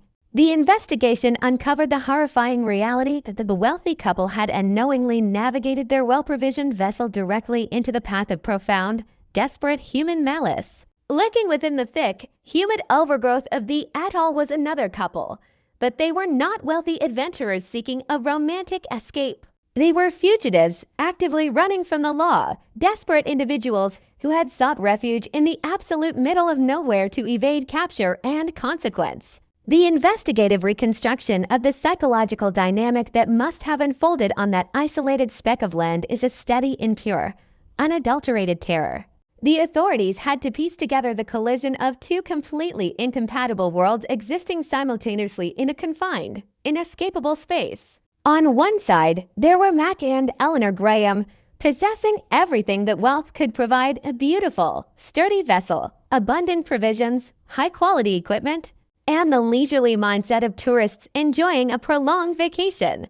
On the other side were the fugitives, possessing absolutely nothing but their own desperation, hiding like cornered animals on a hostile, unforgiving strip of coral.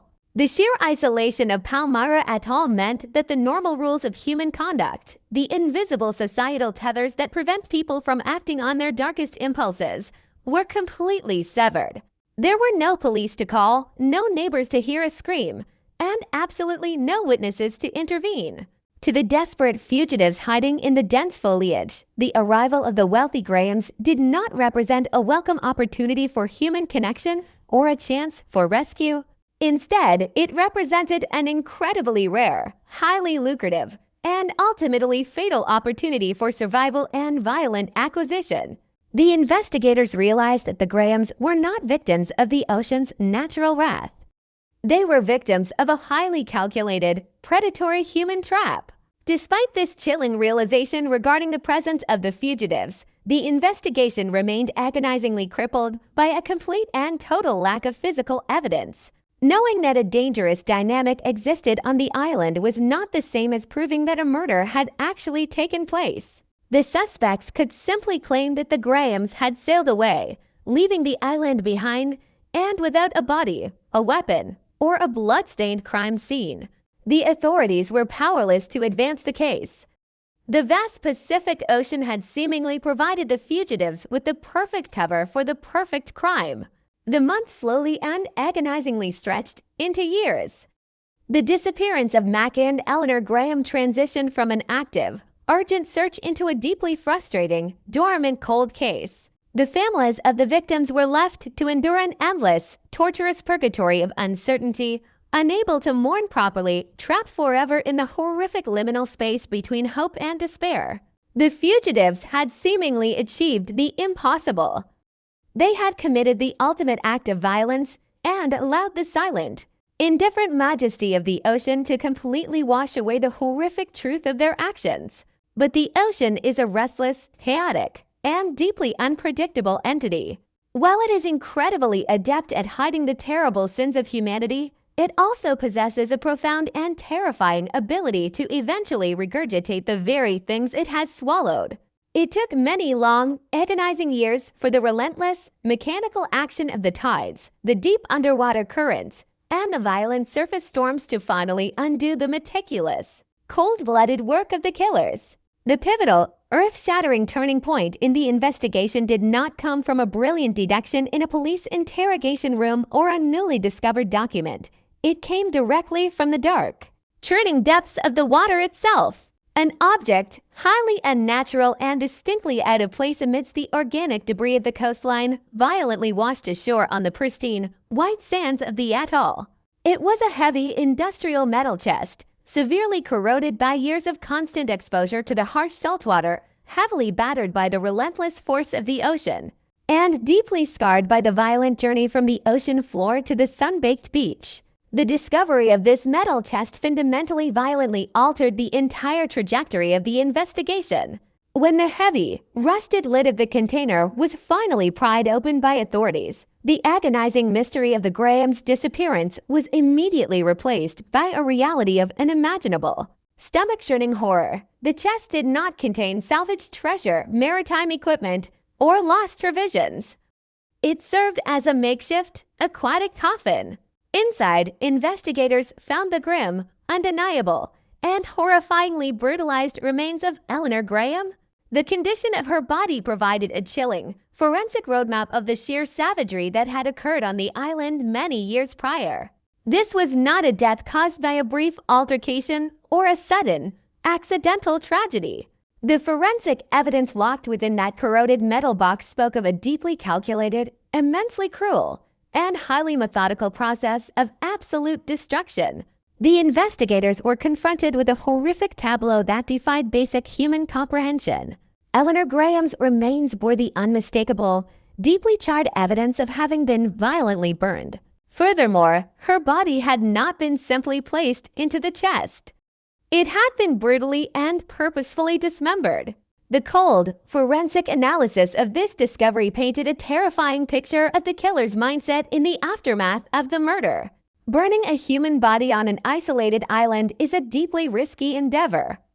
It requires an immense amount of time, a significant source of fuel, and the absolute, terrifying confidence that no passing ship or aircraft will spot the towering column of dark smoke rising above the jungle canopy. Following the burning, the incredibly grisly, hands-on task of dismembering the remains demonstrated a level of psychopathic detachment that deeply unsettled even the most seasoned investigators. The fugitives had not merely killed the wealthy woman to steal her possessions.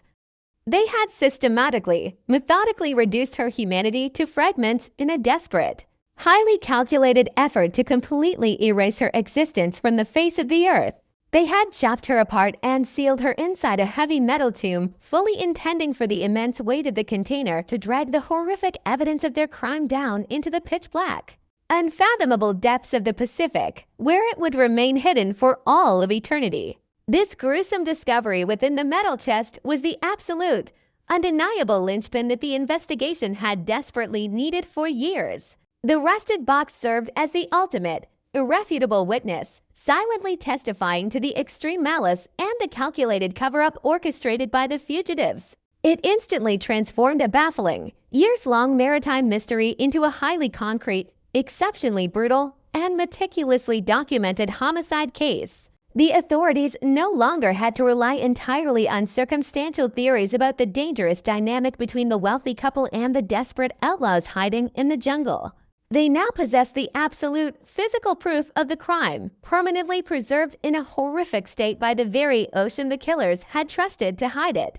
The investigation, armed with this devastating new evidence, could finally shift its focus from the impossible task of searching the empty water to the highly targeted, relentless pursuit of the individuals who had transformed a beautiful, remote island sanctuary into a blood-soaked slaughterhouse. The twisted, corroded metal of the chest stood as a dark, enduring monument to the terrifying reality that even in the most isolated, breathtakingly beautiful corners of the world, there is absolutely no escape from the darkest, most violent capabilities of the human soul.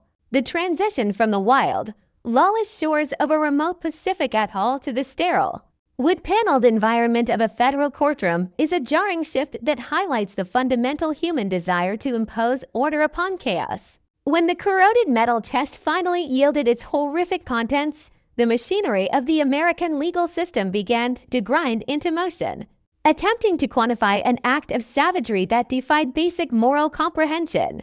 The trial that followed was not merely a quest for a verdict.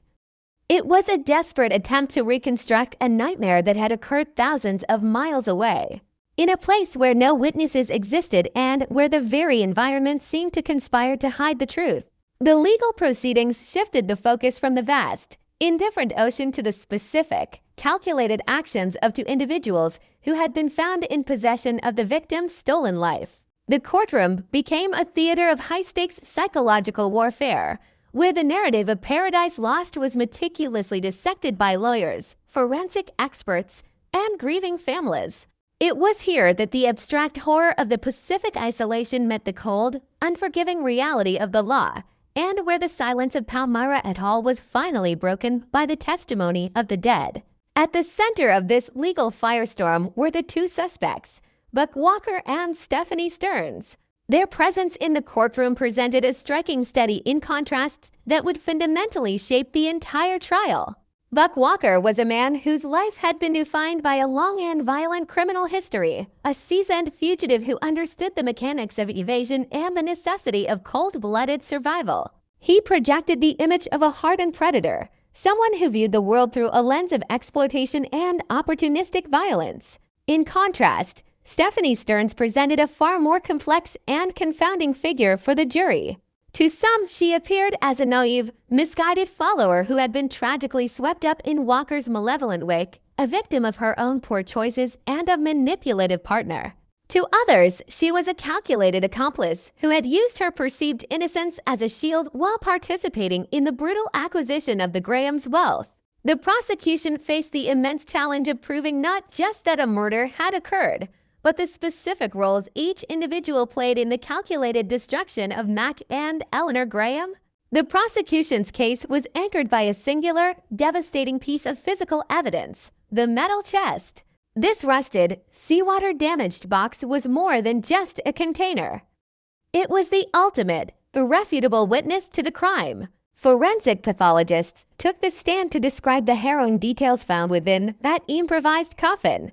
They testified with clinical precision about the evidence of burning and the systematic dismemberment of Eleanor Graham's remains. The jury was forced to confront the sheer, manual labor involved in such a task, the time it took to stoke a fire hot enough to char bone, the physical effort required to sever limbs, and the cold, mechanical process of folding a human being into a small industrial box.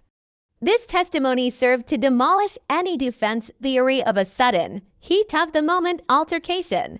It spoke instead of a prolonged, methodical, and profoundly cruel effort to erase a human life and its subsequent evidence. The prosecution argued that such an elaborate cover-up could only be the work of individuals who had planned the crime with the intent of permanently assuming the identities and possessions of their victims. The defense, led in Stearns' case by the high-profile and formidable attorney Vincent Bugliosi, sought to navigate the treacherous waters of circumstantial evidence by painting a picture of desperation and survival. Their strategy hinged on the idea of reasonable doubt in a place where no direct eyewitnesses existed. They argued that while the suspects were certainly guilty of theft, having sailed the Graham's boat, the Sea Wind, back to Hawaii under a different name, there was no direct physical proof that they had pulled the trigger or wielded the knife. The defense suggested alternative scenarios. Perhaps the Grahams had died in a tragic accident and the suspects, already being fugitives, panicked and attempted to hide the bodies rather than face the authorities. Or, more controversially, the defense for Stephanie Stearns argued that she was entirely unaware of the murders, believing Walker's lies that the Grahams had simply disappeared or had given them the boat. This narrative required the jury to believe that a woman could live in the cramped confines of a small vessel with a killer for months without ever suspecting the horrific origin of their newfound wealth. The trial of Buck Walker proceeded with a different tone, as his extensive criminal record and the sheer weight of the evidence against him left little room for the naive bystander defense. For Walker, the Pacific had not been a romantic escape, but a tactical retreat. The prosecution successfully argued that his motive was the most basic and primal of all, the violent acquisition of resources. He needed a seaworthy vessel to escape his past, and the Grahams happened to possess the finest one in the region. The verdict for Walker was swift and decisive. He was convicted of the first-degree murder of Eleanor Graham. The legal system, which he had spent his life trying to outrun, finally caught up with him in a San Francisco courtroom. His sentence was a reflection of the calculated cruelty of his actions, ensuring that the man who had sought absolute freedom in the lawless reaches of the Pacific would spend the remainder of his life within the very rigid, metallic confines of a federal prison. The trial of Stephanie Stearns, however, resulted in one of the most debated and controversial verdicts in maritime legal history. Despite the gruesome evidence found in the chest and her presence on the stolen boat, the jury eventually delivered a verdict of not guilty. The defense's portrayal of her as a woman under the hypnotic and terrifying influence of a sociopathic partner had been effective. They successfully sowed enough doubt about her active participation in the actual killing and the subsequent dismemberment. To the families of Mac and Eleanor Graham, the acquittal felt like a second, devastating act of violence. It highlighted the limitations of a legal system that requires a high burden of proof, even when the circumstantial evidence points toward a horrific shared reality. Stearns walked free, but she did so under a permanent cloud of suspicion, her name forever linked to the bloodstained sands of Palmyra Atoll. While the Palmyra case reached its complex and divisive legal conclusion in the 1980s, we must look back to the earlier tragedy of 1936 to see a very different kind of outcome. In the case of Governor George Washington Landenberger in American Samoa, there was no public trial, no high-profile defense attorneys, and no jury of peers. Because the perpetrator and the victim were the same man, and because that man held the highest military office in the territory, the justice that followed was entirely internal, secretive, and administrative. The United States Navy convened a board of inquiry, but its primary goal was not the pursuit of a moral truth. It was the protection of the institution's reputation. The official outcome was a sanitized report that emphasized Landenberger's long and distinguished service while downplaying the catastrophic mental collapse that led to his suicide. There was no public accounting for how the military's own rigid systems of isolation and cultural ignorance had contributed to the death of their own commander.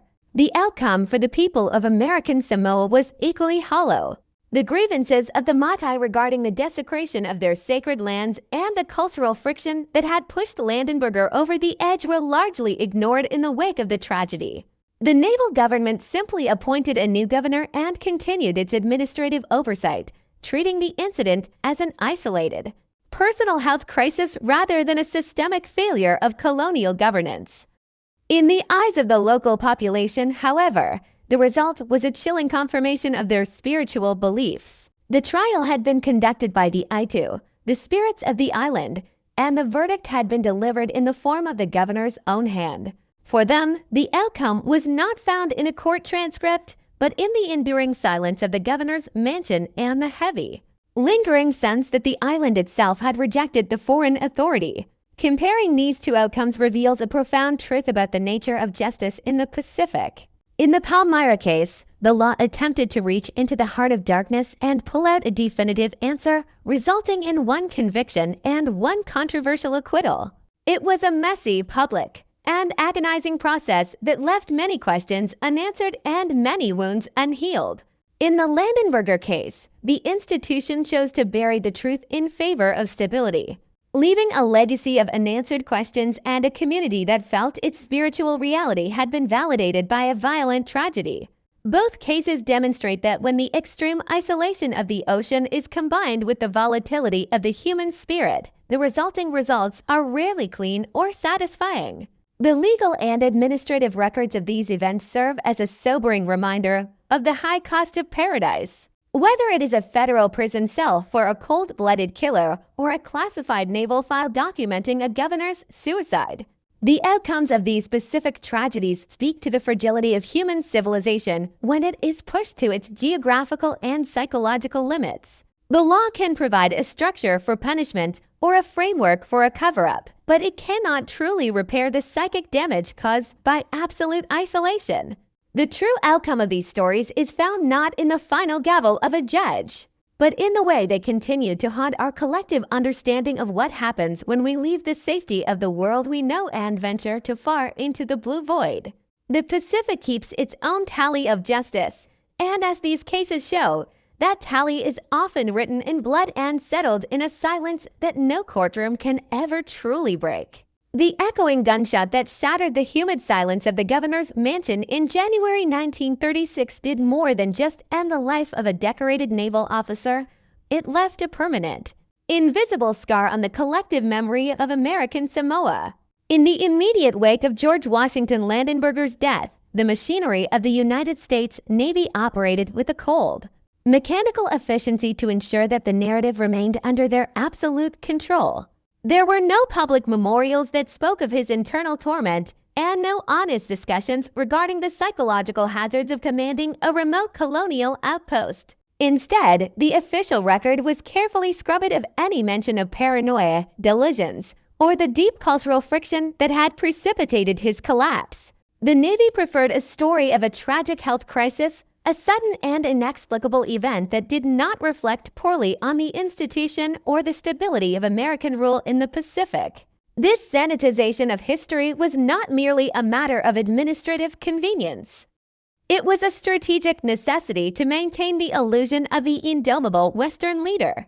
By burying the truth of Landenberger's mental disintegration, the military effectively erased the human cost of their expansionist policies, leaving behind a sanitized version of events that offered no closure to the people he governed or the staff who had witnessed his terrifying descent. The local Samoan population, however, did not need a naval board of inquiry to understand what had transpired within the walls of the colonial residence. For them, the aftermath of Landenberger's suicide was a somber validation of a worldview that the Western administrators had long dismissed as primitive superstition. The whispers about the Aitu, the ancient and vengeful spirits of the land, did not dissipate with the arrival of a new governor. If anything, they intensified. To the indigenous people, the mansion at Pago Pago became a monument to the dangers of spiritual arrogance. They saw the governor's fate as a direct consequence of his refusal to respect the sacred boundaries of the land and the ancestral authority of the Mātai. The tragedy became a cautionary tale woven into the oral history of the island, warning future generations that the Pacific is not merely a resource to be managed or a territory to be mapped. It is a living, breathing entity with its own laws and its own guardians. This cultural interpretation of the event created a lingering tension between the governed and the governors, a silent understanding that while the Americans held the legal and military power, the island itself held the ultimate authority over life and death. When we reflect on the legacy of George Washington Landenberger, we are forced to confront the profound failure of the systems designed to support those in high-stakes isolation. In the 1930s, the concept of mental health was largely absent from the military lexicon. A commander who showed signs of nerves or melancholy was often viewed with contempt rather than compassion. Landenberger was expected to be a pillar of iron, yet he was placed in an environment that would have tested the sanity of even the most resilient individual. The sheer weight of being the sole representative of an empire thousands of miles from any peer or support network is a burden that few can truly comprehend. His story serves as a haunting reminder that isolation is not just a geographical state, it is a psychological poison. It strips away the social mirrors that tell us who we are, leaving us alone with our darkest impulses and most deep-seated fears. The Navy's decision to cover up the details of his death ensured that the lessons of his tragedy would remain unlearned for decades, allowing the same patterns of isolation and psychological neglect to repeat themselves across the vast expanse of the American Pacific. This pattern of isolation and the subsequent eruption of violence finds its most chilling modern parallel in the 1974 murders at Palmyra Atoll. While the circumstances were different, one involving an institutional collapse and the other a predatory criminal act. The fundamental catalyst remained the same: the total absence of societal oversight. On Palmyra, the silence of the ocean did not lead to a psychological breakdown for the killers. Instead, it provided them with the perceived permission to act on their most depraved instincts. Buck Walker and Stephanie Stearns saw the atoll not as a sacred space, but as a vacuum where the laws of man had no reach. The aftermath of the Palmyra case, much like the Landenberger tragedy, left a trail of unresolved trauma and deep-seated suspicion. The acquittal of Stephanie Stearns remains a source of intense debate, a legal outcome that many see as a failure to acknowledge the collaborative nature of the crime. For the families of Mac and Eleanor Graham, the Pacific remains a graveyard, a place where their loved ones' dreams of paradise were transformed into a meticulously planned nightmare.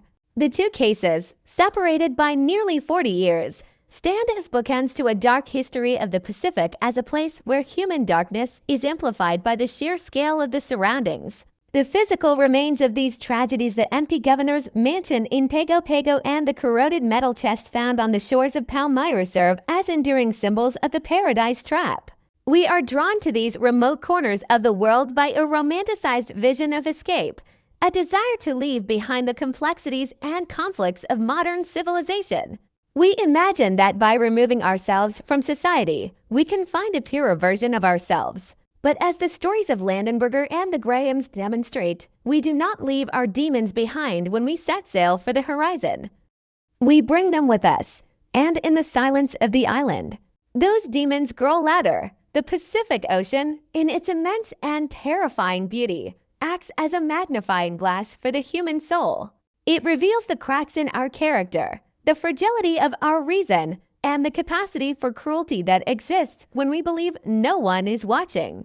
The tragedy is not that these places are inherently evil, but that they provide the perfect stage for the tragedies we carry within ourselves to play out to their final, violent conclusions. Reflecting on the forensic details of Eleanor Graham's death, the burning, the dismemberment, the industrial metal chest, we are reminded of the lengths to which humans will go to hide their sins when they believe the environment is on their side.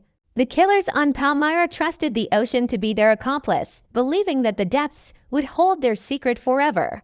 They underestimated the restless nature of the sea, just as Landenberger's superiors underestimated the psychological toll of the island's isolation. Both stories end with the sea returning what was hidden, whether it was a body in a box or a truth in a neglected file. There is a sense of cosmic irony in the fact that the very isolation the perpetrators and victims sought was the thing that ultimately exposed them. The ocean does not take sides, it merely waits, eventually washing the evidence of our failures back onto the shore for the world to see. The legacy of these events continues to haunt the Pacific. Today, the governor's mansion in American Samoa stands as a historical site, but for many locals, it remains a place of heavy energy. A reminder of a time when a foreign power tried to bend the island to its will and broke a man in the process. The story of Landenberger is a quiet ghost in the archives, a warning about the limits of authority and the necessity of cultural humility. Meanwhile, Palmyra Atoll remains a nature preserve, a place of stunning biological diversity that is now strictly regulated. Yet, the name Palmyra is forever synonymous with the sea wind and the horror that unfolded on its beaches. These locations are no longer just points on a map. They are chapters in a long, ongoing narrative about the human condition in the face of absolute seclusion. They teach us that civilization is not just a collection of buildings and laws, but a fragile agreement we maintain with one another to keep the darkness at bay. As we conclude this journey into the dark heart of the Pacific, we must look at the faces of those who were lost. We see George Washington Landenberger, a man of duty and discipline who found himself drowning in a sea of paranoia and cultural isolation.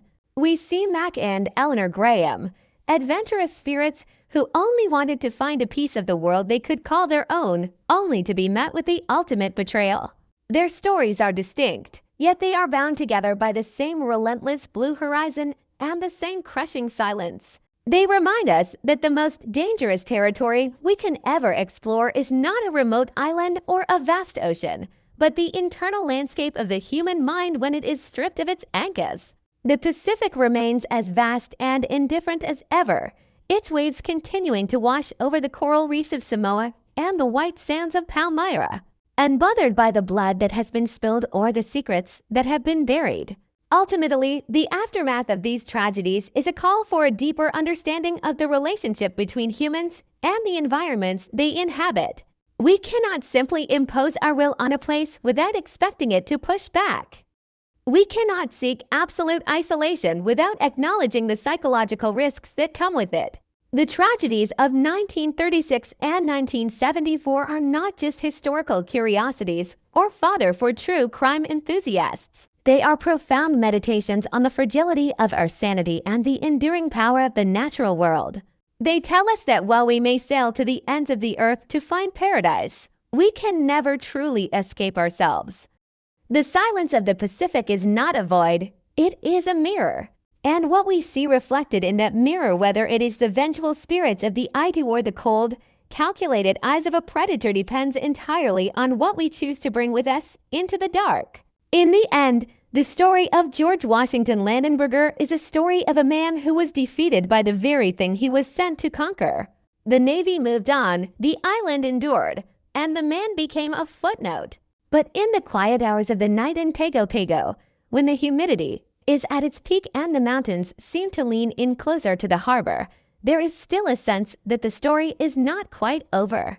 The gunshot still echoes in the subtext of the island's history, a permanent reminder that even the most powerful individuals are subject to the overwhelming forces of isolation and the unseen guardians of the land. We are left with the image of a lonely mansion, a vast ocean, and the sobering reality that in the heart of paradise, there is a darkness that no amount of sunlight can ever truly dissipate. The Pacific keeps its secrets, but it also keeps its dead, and in their silence, they speak more loudly than any official report or courtroom verdict ever could. They speak of the high cost of empire, the terrifying reach of madness, and the eternal, cold indifference of the sea. The official archives of the United States Navy are often described as a sprawling, silent mausoleum of cold facts, a place where the messy, chaotic, and often violent reality of human life is distilled into dry administrative reports and sterilized chronologies. When we look back at the specific file pertaining to Captain George Washington Landenberger and his final days as the governor of American Samoa, we are struck not by the wealth of detail provided, but by the profound and deliberate vacuum that surrounds his death. In the world of true crime, we often look for the smoking gun, the definitive witness, or the DNA evidence that brings a case to a close. But in the deep history of the Pacific, the most significant evidence is often the silence itself. The Navy's decision to bury the psychological complexities of Landenberger's collapse was a calculated act of institutional preservation, a way of ensuring that the paradise they governed remained a stable, if hollow, projection of American authority. This final silence is perhaps the most haunting aspect of the case, for it represents a total erasure of the human experience in favor of an organizational myth. To understand why the truth of Landenberger's suicide was so meticulously suppressed, one must consider the geopolitical climate of the mid-1930s. The Pacific was no longer just a collection of remote islands. It had become a critical strategic frontier. The rise of imperial powers in the East and the simmering tensions leading toward a global conflict meant that every American outpost had to project an image of absolute, unbreakable strength. A governor who succumbed to tropical neurasthenia, a term often used in that era to describe the mental breakdown of white men in colonial environments, was a liability that the military could not afford to acknowledge. To admit that the isolation of Pago Pago could shatter a decorated naval captain was to admit that the American presence in the South Seas was fragile, vulnerable, and perhaps fundamentally at odds with the environment itself. Therefore, the official narrative had to be one of tragedy without cause, an event without a context. By stripping the crime of its psychological roots, the Navy attempted to render it meaningless, a random glitch in an otherwise perfect system. However, the human mind does not function according to naval regulations, and the trauma of Landenberger's final months did not simply vanish because it was left out of the official record. The sailors and staff who served under him at the governor's mansion carried the truth with them, whispered in the galleys of ships and the quiet corners of naval bars for years to come. These unofficial witnesses saw the governor not as a sanitized historical figure, but as a man who had become a ghost long before he pulled the trigger. They remembered the way his eyes would dart toward the shadows of the veranda, the way his hands would tremble while signing routine orders, and the absolute, chilling isolation that radiated from his private quarters. Their stories, though never codified into a formal investigation, provide a far more accurate forensic accounting of the case than any government document. They describe a man who was essentially a prisoner of war, but the war was being fought entirely within the confines of his own psyche, and the enemy was an environment that refused to be colonized. This leads us to a broader, more philosophical reflection on the nature of true crime in the isolated territories of the ocean.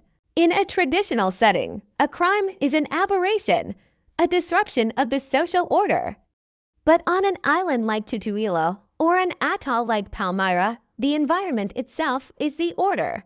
When George Washington Landenberger clashed with the Matai over sacred lands, he wasn't just breaking a local custom. He was attempting to rewrite the spiritual laws of a place that had existed for millennia before the first American ship ever dropped anchor. The horror of the case lies in the realization that the governor's madness was not a random occurrence, but an inevitable collision between two irreconcilable realities.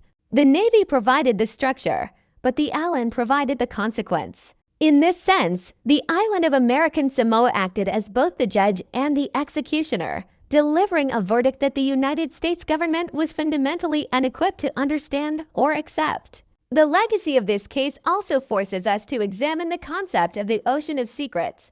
The Pacific is so vast that it can hold a million tragedies without ever showing a ripple on the surface. For every Landenberger whose story is preserved in a thin naval file, there are countless others whose stories have been lost entirely to the tide. The Palmyra murders only became a matter of public record because the sea chose to return the evidence in a metal chest. Had that chest remained on the ocean floor, Mac and Eleanor Graham would simply be another two names on a list of the missing, their fates consigned to the realm of maritime legend. This is the true terror of the deep blue, the knowledge that the truth is entirely dependent on the whims of the water. The ocean is not a witness that can be subpoenaed. It is a void that consumes, and only occasionally, it offers back a fragment of what it has taken, usually in a form that is too horrific to be truly comforted by. As we look at the modern landscape of true crime storytelling, there is a tendency to focus on the who and the how. We want to know the killer's name and the weapon they used. But the story of Governor Landenberger and the shadow of Palmyra remind us that the where is often the most important question of all. The geography of isolation creates its own unique brand of darkness. It is a darkness that is not found in the back alleys of a city, but in the blinding sunlight of a tropical beach and the oppressive humidity of a jungle that never sleeps. It is the horror of being completely, utterly alone with the worst version of yourself, with no society to hold you accountable and no peers to call you back to sanity. In the quiet halls of the Pago Pago mansion, Landenberger found that his high rank and his naval authority were useless against the silence of the island. He was just a man in a white uniform, drowning on dry land. The descendants of those who lived through the naval administration in American Samoa still tell stories of the time of the Navy. And the death of the 23rd governor remains a pivotal moment in that oral tradition. While the American history books might treat it as a footnote, the local memory treats it as a watershed. It was the moment the foreign power was shown to be mortal, the moment the spiritual strength of the islands was demonstrated through the tragic collapse of their most powerful representative. This cultural resonance is something that no forensic report can capture. It is a reminder that the impact of a crime or a tragedy is measured not just in the loss of life, but in the way it reshapes the identity of a community. The blood in the governor's mansion did not just belong to Landenberger. It represented the violent friction of a colonial experiment that had reached its breaking point. In the final analysis, the case of George Washington Landenberger is a study in the limits of human control. We build ships to cross the oceans, we draw maps to define the land, and we write laws to govern the people. But these are all fragile constructions, easily dismantled by the sheer, overwhelming power of absolute isolation. Landenberger's suicide was his final, desperate attempt to reclaim control over a life that had become unrecognizable to him. By choosing the time and manner of his death, he escaped the terrifying conspiracies of his mind and the administrative failures of his office. It was a tragic, violent exit, but in the context of his profound isolation, it was perhaps the only active agency he had left. The gunshot was a period at the end of a long, agonizing sentence that the Navy tried to delete from the record, but which the island of Samoa has never forgotten. The Pacific Ocean continues to lure us with the promise of escape, and the true crime stories that emerge from its depths continue to fascinate us because they touch upon our most primal fears. We fear the predator in the jungle, like Buck Walker on Palmyra, but we should perhaps fear the silence of the island even more. We should fear the way that paradise can turn into a prison, and the way that the ocean can swallow our humanity before it ever swallows our bodies. The story of Landenberger is a reminder that the most dangerous place on Earth is not a battlefield or a crime-ridden city, but the center of a beautiful, remote island where you are the only one left to hear your own thoughts. As the waves continue to crash against the volcanic cliffs of Pago Pago and the tides continue to wash over the reefs of Palmyra, these stories remain etched into the landscape. They are part of the hidden geography of the Pacific, a series of dark landmarks that guide us through the history of human frailty and environmental power. We listen to these accounts not just to satisfy a macabre curiosity, but to remind ourselves of the anchors we need to stay sane. We need the mirrors of society, the voices of our peers, and the boundaries of our culture to keep the darkness of the isolation at bay. Without them, we are all just sailors on a ship with no rudder, drifting toward a horizon that offers no escape. George Washington Landenberger, Matt Graham, Eleanor Graham, these are names that have become synonymous with the Paradise Trap. Their lives were cut short in places of immense beauty, leaving behind mysteries that can never be fully solved and wounds that can never be fully healed. The Pacific Ocean remains the ultimate cold case, a vast expanse of water that holds the truth about what happens when humans venture too far from the safety of the world they know. And as long as we are drawn to the horizon, the sea will continue to tell its stories, one horrific discovery at a time, reminding us that in the heart of the blue void, the only thing we can truly rely on is the fragile, flickering light of our own reason, which can so easily be extinguished by the wind. This is the final word on the tragedy at Pago Pago. It was a death of a man, the failure of an institution, and the triumph of a landscape. The silence that followed the gunshot was not the end of the story. It was merely the beginning of the island's long, quiet memory.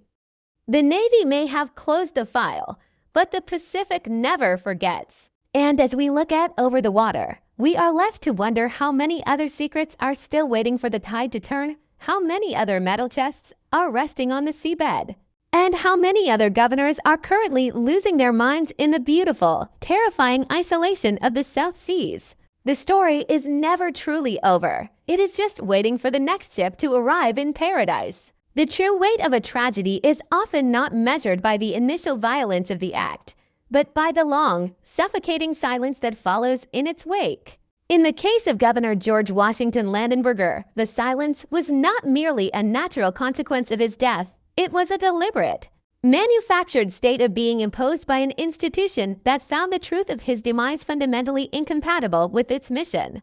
When the naval personnel in Pago Pago finally entered the governor's private quarters on that sweltering morning in January 1936, they did not just find the broken body of a high-ranking officer. They found the physical evidence of a psychological fortress that had finally collapsed under its own weight. The room was a testament to the hypervigilance and the paralyzing terror that had defined his final days. The air was thick with the scent of cordite and the oppressive, unmoving heat of the South Pacific, but the most striking thing was the utter lack of answers. There were no letters of explanation, no final commands to his staff, and no tidy resolution for the family he left behind. There was only the brutal finality of a decision made in the absolute depths of isolation, a decision that left the United States Navy with a profound and terrifying administrative vacuum. The immediate reaction of the Naval Command was one of containment rather than investigation. To the military mind of the era, a suicide was not just a personal tragedy. It was a breach of discipline, a failure of the chain of command, and a potential stain on the reputation of the entire service. The subsequent reporting on Landenberger's death was a masterclass in euphemism and omission. The official dispatches that traveled back to the mainland did not speak of the governor's agonizing descent into paranoia or the way he had come to believe that the very island he ruled was conspiring to destroy him. Instead, they spoke of a distinguished officer who had succumbed to the pressures of his office, framing his death as a sudden health event rather than a predictable outcome of chronic psychological neglect. This institutional refusal to engage with the reality of mental illness in a colonial setting ensured that the underlying causes of Landenberger's collapse remained unaddressed. The Navy was more interested in maintaining the facade of the stoic, unbreakable American commander than in understanding why one of their best men had been driven to such a violent end.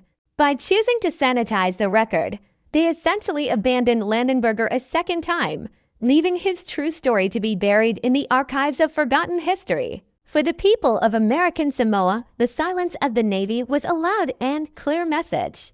They had watched the governor struggle with the cultural and spiritual landscape of their islands, and they had seen him fail to reconcile his rigid naval protocols with the ancient, living laws of the Mate system. To the local population, Landenberger's suicide was not an inexplicable mystery. It was the inevitable conclusion of a spiritual war. They believed that by attempting to forcefully manage the sacred lands and disregard the ancestral spirits, the governor had invited an internal chaos that no military rank could protect him from.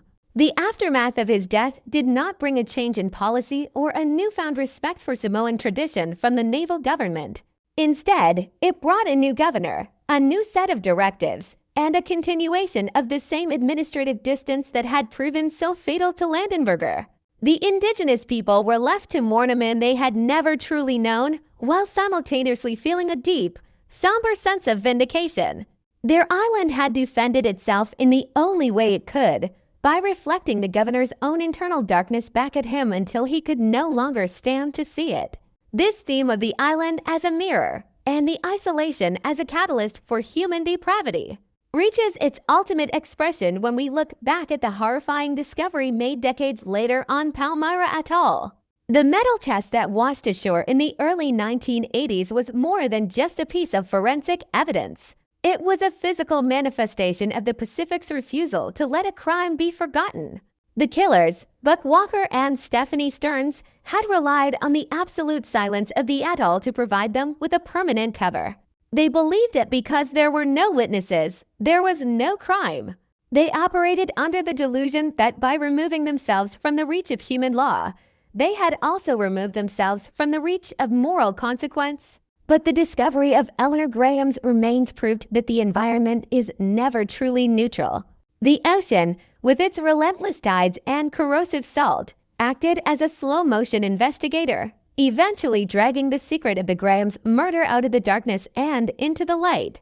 The trial that followed was a desperate attempt by the legal system to impose a human narrative onto a crime that was defined by its environmental context. The parallel between the two cases is found in the way that isolation strips away the layers of civilization to reveal the raw, unfiltered core of the human psyche. In Landenberger's case, the isolation revealed a mind that was fragile and prone to a specific type of institutional madness. In the Palmyra case, the isolation revealed a pair of predators who were willing to commit unthinkable acts of violence for the sake of material gain and personal survival. In both instances, the Pacific served as the backdrop for a tragedy that would have likely never occurred in a more connected, supervised environment. The Paradise Trap is the belief that we can find freedom by leaving society behind, when in reality, we are only finding a place where our worst instincts have the space to flourish without restraint. Whether it is a governor losing his grip on reality or a fugitive taking the life of a fellow traveler, the result is always the same: a profound loss of humanity in a place of immense beauty. reflecting on the forensic details of the Palmyra case, the charred bones, the dismembered limbs, the rusted metal of the coffin. We are forced to confront the sheer manual effort of concealment. The killers did not just kill, they labored to hide. They spent hours or even days ensuring that Eleanor Graham would never be found, showing a level of dedication to their crime that is truly chilling. This labor of concealment is a direct contrast to the way the Navy labored to hide the truth of Landenberger's suicide. One was a physical act of dismemberment on a beach. The other was an administrative act of omission in an office. But both were driven by the same fear of exposure. Both were attempts to control the narrative by deleting the victim's true experience. The ocean, however, has a way of undoing all such labors. It eventually returns the bone, the chest, and the truth, proving that the only thing more powerful than the human desire to hide is the natural world's tendency to reveal. The survivors of these events, the families of the Grahams, the descendants of the Samoan staff, the naval officers who had to clean up the mess in Pago Pago, carry a specific type of trauma that is unique to the Pacific. It is the trauma of the unknown and the unresolved. Because the ocean is so vast and the isolation so complete, there is always a lingering sense that the full story has not been told. In the Palmyra case, the acquittal of Stephanie Stearns left a permanent sense of injustice that continues to haunt the true crime community. In the Landenberger case, the lack of a public inquiry left a hole in the history of American Samoa that can never be filled. These stories are like the islands themselves, small, isolated peaks of information rising above a vast, dark sea of the unknown. We can study the peaks all we want, but we will never truly know the depths of what lies beneath the surface. As we look at the legacy of these two tragedies, we see a pattern of psychological and geographical extremes that define the American experience in the Pacific. We see a nation that wanted to project power and find paradise, but often found itself unprepared for the psychological consequences of doing so. The tragedy of the 23rd governor of American Samoa was a warning that went unheeded, a signal from the edge of the world that the mind requires more than just military discipline to survive in total seclusion. The murders on Palmyra were a brutal confirmation of that warning, a demonstration of what happens when the social contract is completely severed. Both cases remind us that the most dangerous place in the world is not the center of a storm or the heart of a battlefield, but the quiet, beautiful middle of nowhere where you are the only one left to decide what is right and what is wrong. The final word on these cases must belong to the Pacific itself. The water continues to cycle around Tutuila and Palmyra, indifferent to the names of the people who died there or the crimes that were committed on their shores. The governor's mansion still sits on the hill in Pago Pago, a silent witness to a mental collapse that changed the course of local history. The beaches of Palmyra remain pristine and uninhabited, hiding whatever other secrets might still be buried in the sand. We tell these stories not because we can solve them or find peace in them, but because they remind us of our own fragility. They remind us that civilization is a thin veneer, and that the ocean is always waiting to wash it away. George Washington Landenberger, Matt Graham, and Eleanor Graham are gone, but the silence they left behind continues to speak to us. A somber warning about the high cost of seeking paradise and the terrifying power of the deep blue void. In the end, we are left with a series of haunting images. A man in a white uniform pacing a darkened veranda, a metal chest bobbing in the surf, and the endless and blinking eye of the tropical sun. These are the markers of the Paradise Trap, the visual shorthand for a history of Pacific horror that is as enduring as it is hidden. We listen to the echoes of the gunshot and the rustle of the palm fronds, and we realize that the truth is not something that can be found in a file or a verdict. The truth is found in the silence of the island, in the way the humidity clings to the skin, and in the knowledge that no matter how far we sail, we can never truly leave the darkness of the human heart behind. The Pacific Ocean will keep its secrets, and we will keep telling our stories, forever searching for a horizon that offers something more than just another beautiful, terrifying place to be alone. This is the final chapter of a story that has no end, a meditation on the limits of human reason in a world that is far older, far deeper, and far more indifferent than we could ever imagine. The waves continue to roll in, and the Pacific continues to watch, the ultimate witness to everything we have done and everything we have lost in the search for our own private Eden. The psychological architecture of the South Pacific is fundamentally defined by the tension between what is visible and what is hidden, between the blindingly bright surface of the water and the unfathomable darkness of the depths. When we examine the lingering legacy of George Washington Landenberger's final days in American Samoa, we are essentially looking at the slow-motion collapse of a human identity that was built entirely upon external validation and military structure. To be a captain in the United States Navy in 1936 was to embody a very specific type of American masculinity, rigid, disciplined, and entirely focused on the projection of order. Landenberger's identity was not just a personal attribute. It was a professional uniform that he wore like a second skin. But the isolation of Pago Pago acted as a corrosive solvent, slowly dissolving the glue that held that identity together. In the absence of a structured military society to mirror back his rank and his authority, Landenberger was forced to confront the raw, unadorned reality of his own consciousness. He was no longer a governor in the eyes of the mountains or the sea. He was merely a man trapped in a house of shadows, listening to the relentless, rhythmic beating of a tropical world that he could neither understand nor control.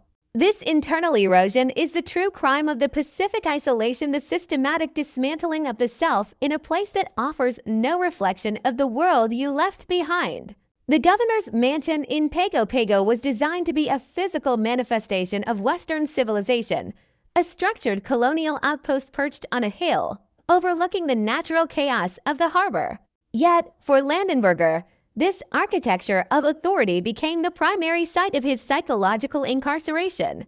The very features that were meant to provide comfort and status, the wide verandas, the high ceilings, the sweeping views of the harbor, eventually served to amplify his growing sense of vulnerability. In the grip of severe paranoia, every open doorway became a potential point of entry for an assassin, and every rustle of the palm fronds outside became a whispered message of impending doom. He was a man highly trained in the mechanics of external defense, but he had no concept of how to fortify the inner sanctum of his mind against the intrusion of irrational fear. The spirits that the local Samoan people believed were haunting him were not just cultural myths. In a psychological sense, they were the manifested fragments of his own guilt and failure. By attempting to impose a foreign, rigid order upon a land that lived by its own ancient rhythms, he had inadvertently triggered a psychological defense mechanism that viewed the entire island as a hostile entity. The Aita were not just in the jungle, they were in the hallways, in the shadows of his bedroom, and in the mirror that no longer reflected a confident naval officer. When we contrast this with the horror of Palmyra Atoll, we see a different but equally terrifying manifestation of the Pacific madness. While Landenberger's mind turned inward and destroyed itself, the killers on Palmyra, Buck Walker and Stephanie Stearns, turned their madness outward toward their fellow human beings. On Palmyra, the isolation did not lead to a collapse of identity, but rather a liberation of the most predatory aspects of the human soul. For a man like Buck Walker, the absence of law and oversight was not a burden. It was a tactical advantage. He did not feel the crushing weight of institutional responsibility that broke Landenberger. Instead, he felt the exhilarating freedom of a predator who had found a territory where he was the apex. The paradise trap functioned differently for him. It was a space where the social contract was permanently suspended, allowing him to treat the Grahams not as peers or victims, but as resources to be harvested. The manual labor of the crime, the burning of Eleanor Graham's body, and the systematic dismemberment of her remains speaks to a level of psychological detachment that is only possible in a place where the human gaze has been completely removed. In the silence of Palmyra, Walker and Stearns were the only gods, and they exercised their power with a cold-blooded efficiency that rivals the most harrowing accounts of maritime history. The enduring power of the Aita legend in the wake of Landenberger's suicide serves as a vital cultural bridge between the institutional history of the Navy and the lived experience of the Samoan people. To the Naval Board of Inquiry, the governor's death was a medical anomaly. a failure of the individual's constitution. But to the Samoan community, it was a profound act of spiritual restoration. The land, in their view, had reclaimed its dignity by driving out the man who had disrespected its sanctity. This interpretation of the crime or the tragedy provides a form of justice that the American legal system could never offer. It suggests that there is a moral weight to the land itself, and that those who seek to exploit or mismanage it will eventually be forced to pay a psychological price. The mansion in Pago Pago remains a site of immense cultural significance precisely because it is the place where the Western Empire met its spiritual match. The fact that the Navy felt it necessary to cover up the details of the suicide only reinforces the local belief that the Aida had one.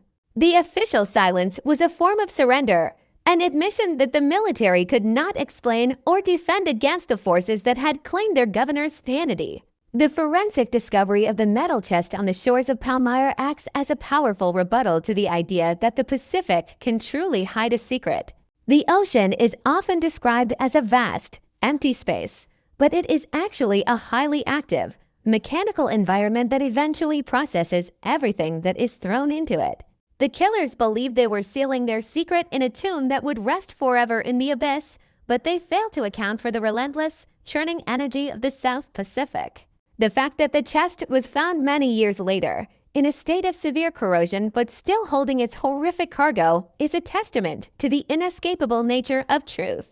It suggests that even in the most isolated reaches of the planet, there is no such thing as a perfect crime.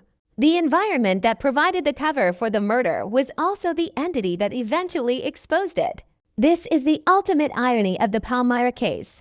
The very isolation that drew the Grahams to their deaths and empowered their killers was the same force that eventually delivered justice, however imperfectly, back to the shores of the living. Reflecting on the administrative afterlife of George Washington Landenberger, we are forced to confront the ethical vacuum of institutional memory. The Navy's sanitized reports are a form of historical dismemberment, a way of cutting away the inconvenient parts of a human life until only a useful, heroic fragment remains. By refusing to document the reality of the governor's mental collapse, the military ensured that future officers would be sent into similar environments with no better understanding of the risks they faced. This institutional cowardice is a secondary tragedy that compounds the violence of the suicide itself. It treats the human mind as a disposable component of a larger machine, to be replaced and forgotten as soon as it malfunctions. The horror of the Landenberger case is not just found in the gunshot or the paranoia. It is found in the cold, bureaucratic indifference that followed. It is found in the files that were never opened and the lessons that were never taught, creating a legacy of silence that continues to haunt the history of American governance in the Pacific. The juxtaposition of these two cases, the governor who died of too much responsibility and the fugitives who lived by having none, reveals the terrifying spectrum of human behavior in total seclusion. Both stories are driven by a fundamental misunderstanding of what it means to be alone. Landenberger thought he could bring his world with him, only to find that it offered no protection against the spirits of the island. The Palmyra killers thought they could leave their world behind, only to find that the ocean would eventually bring their crimes back to the shore. Whether you are a representative of the state or an enemy of it, the Pacific strips away the pretenses of civilization and leaves you with nothing but the truth of your own character. In the humid, sun-drenched silence of these remote outposts, the human soul is tested in ways that the modern world has largely forgotten. We are reminded that we are social creatures, and that when the social mirrors are removed, we are all at risk of being consumed by the shadows we carry within us. The final image we are left with is one of enduring, heavy stillness. The harbor of Pago Pago remains as breathtakingly beautiful today as it was in 1936, but the mountains still cast the same long, suffocating shadows over the town. The governor's mansion still stands, a silent witness to a history that is only half written. On Palmyra, the tides continue to wash over the reef where the sea wind once sat, erasing the physical footprints of the killers, but never quite washing away the memory of the blood in the sand. These locations are the true protagonists of our story: silent, indifferent, and infinitely patient. They remind us that our presence in paradise is always temporary and always subject to the laws of the landscape. We tell these stories not to find answers, for the Pacific rarely provides them, but to remind ourselves of the price of isolation. We listen to the echoes of the past to stay grounded in the present, knowing that the paradise trap is always waiting for the next adventurer, the next commander, or the next dreamer who believes they can find peace by sailing too far into the blue. As the sun sets over the harbor and the first whispers of the night wind begin to stir the palm trees, we are reminded of the governor who once walked these verandas. Searching for enemies in the dark, we are reminded of the woman who was sealed in a metal chest and entrusted to the deep. And we are reminded that in the absolute middle of the ocean, the only thing that is truly permanent is the silence. Everything else, the ranks, the lies, the secrets, and the crimes is eventually swallowed by the tide. This is the true nature of Pacific true crime. It is a story of what happens when the water finally speaks, and what it has to say is often more than our human hearts can bear. The file on Landenberger remains closed. The Palmyra chest is a rusted relic. But the shadows in the mansion and the ghosts on the beach continue to tell their story to anyone who is willing to listen to the silence. The Pacific has a long memory, and it is a memory written in the language of the waves, a language that speaks of our fragility, our cruelty, and the high cost of ever wanting to be truly alone in paradise. In the final reckoning, we must acknowledge that the paradise trap is a mirror for our own societal anxieties. We are fascinated by these stories because they represent the failure of our most basic structures: the law, the military, the family, and the individual mind. When a governor suicides in a colonial mansion, it is a failure of the state. When a couple is murdered on a desert island, it is a failure of humanity. Both events occur in the vacuum of isolation, proving that without the constant, watchful eye of our community, we are all subject to the whims of the Atu. We look back at January 1936 and the summer of 1974 as warnings from the edge of the world. They tell us that the most dangerous enemy is not the one hiding in the jungle, but the one we see every morning in the mirror, waiting for the silence to become loud enough to finally take control. The ocean is vast, the islands are remote, and the darkness is always there, just beneath the surface of the crystal clear water, waiting for the tide to go out one more time. As we arrive at the definitive conclusion of this long and harrowing journey through the dark, isolated history of the South Pacific, we are left with far more than just a collection of forensic facts and sterilized administrative dates. We are left with a profound, lingering sense of the immense, indifferent vastness that defines these two tragic chapters of American maritime history. The Pacific Ocean is not merely a passive backdrop for the events of 1936 and 1974.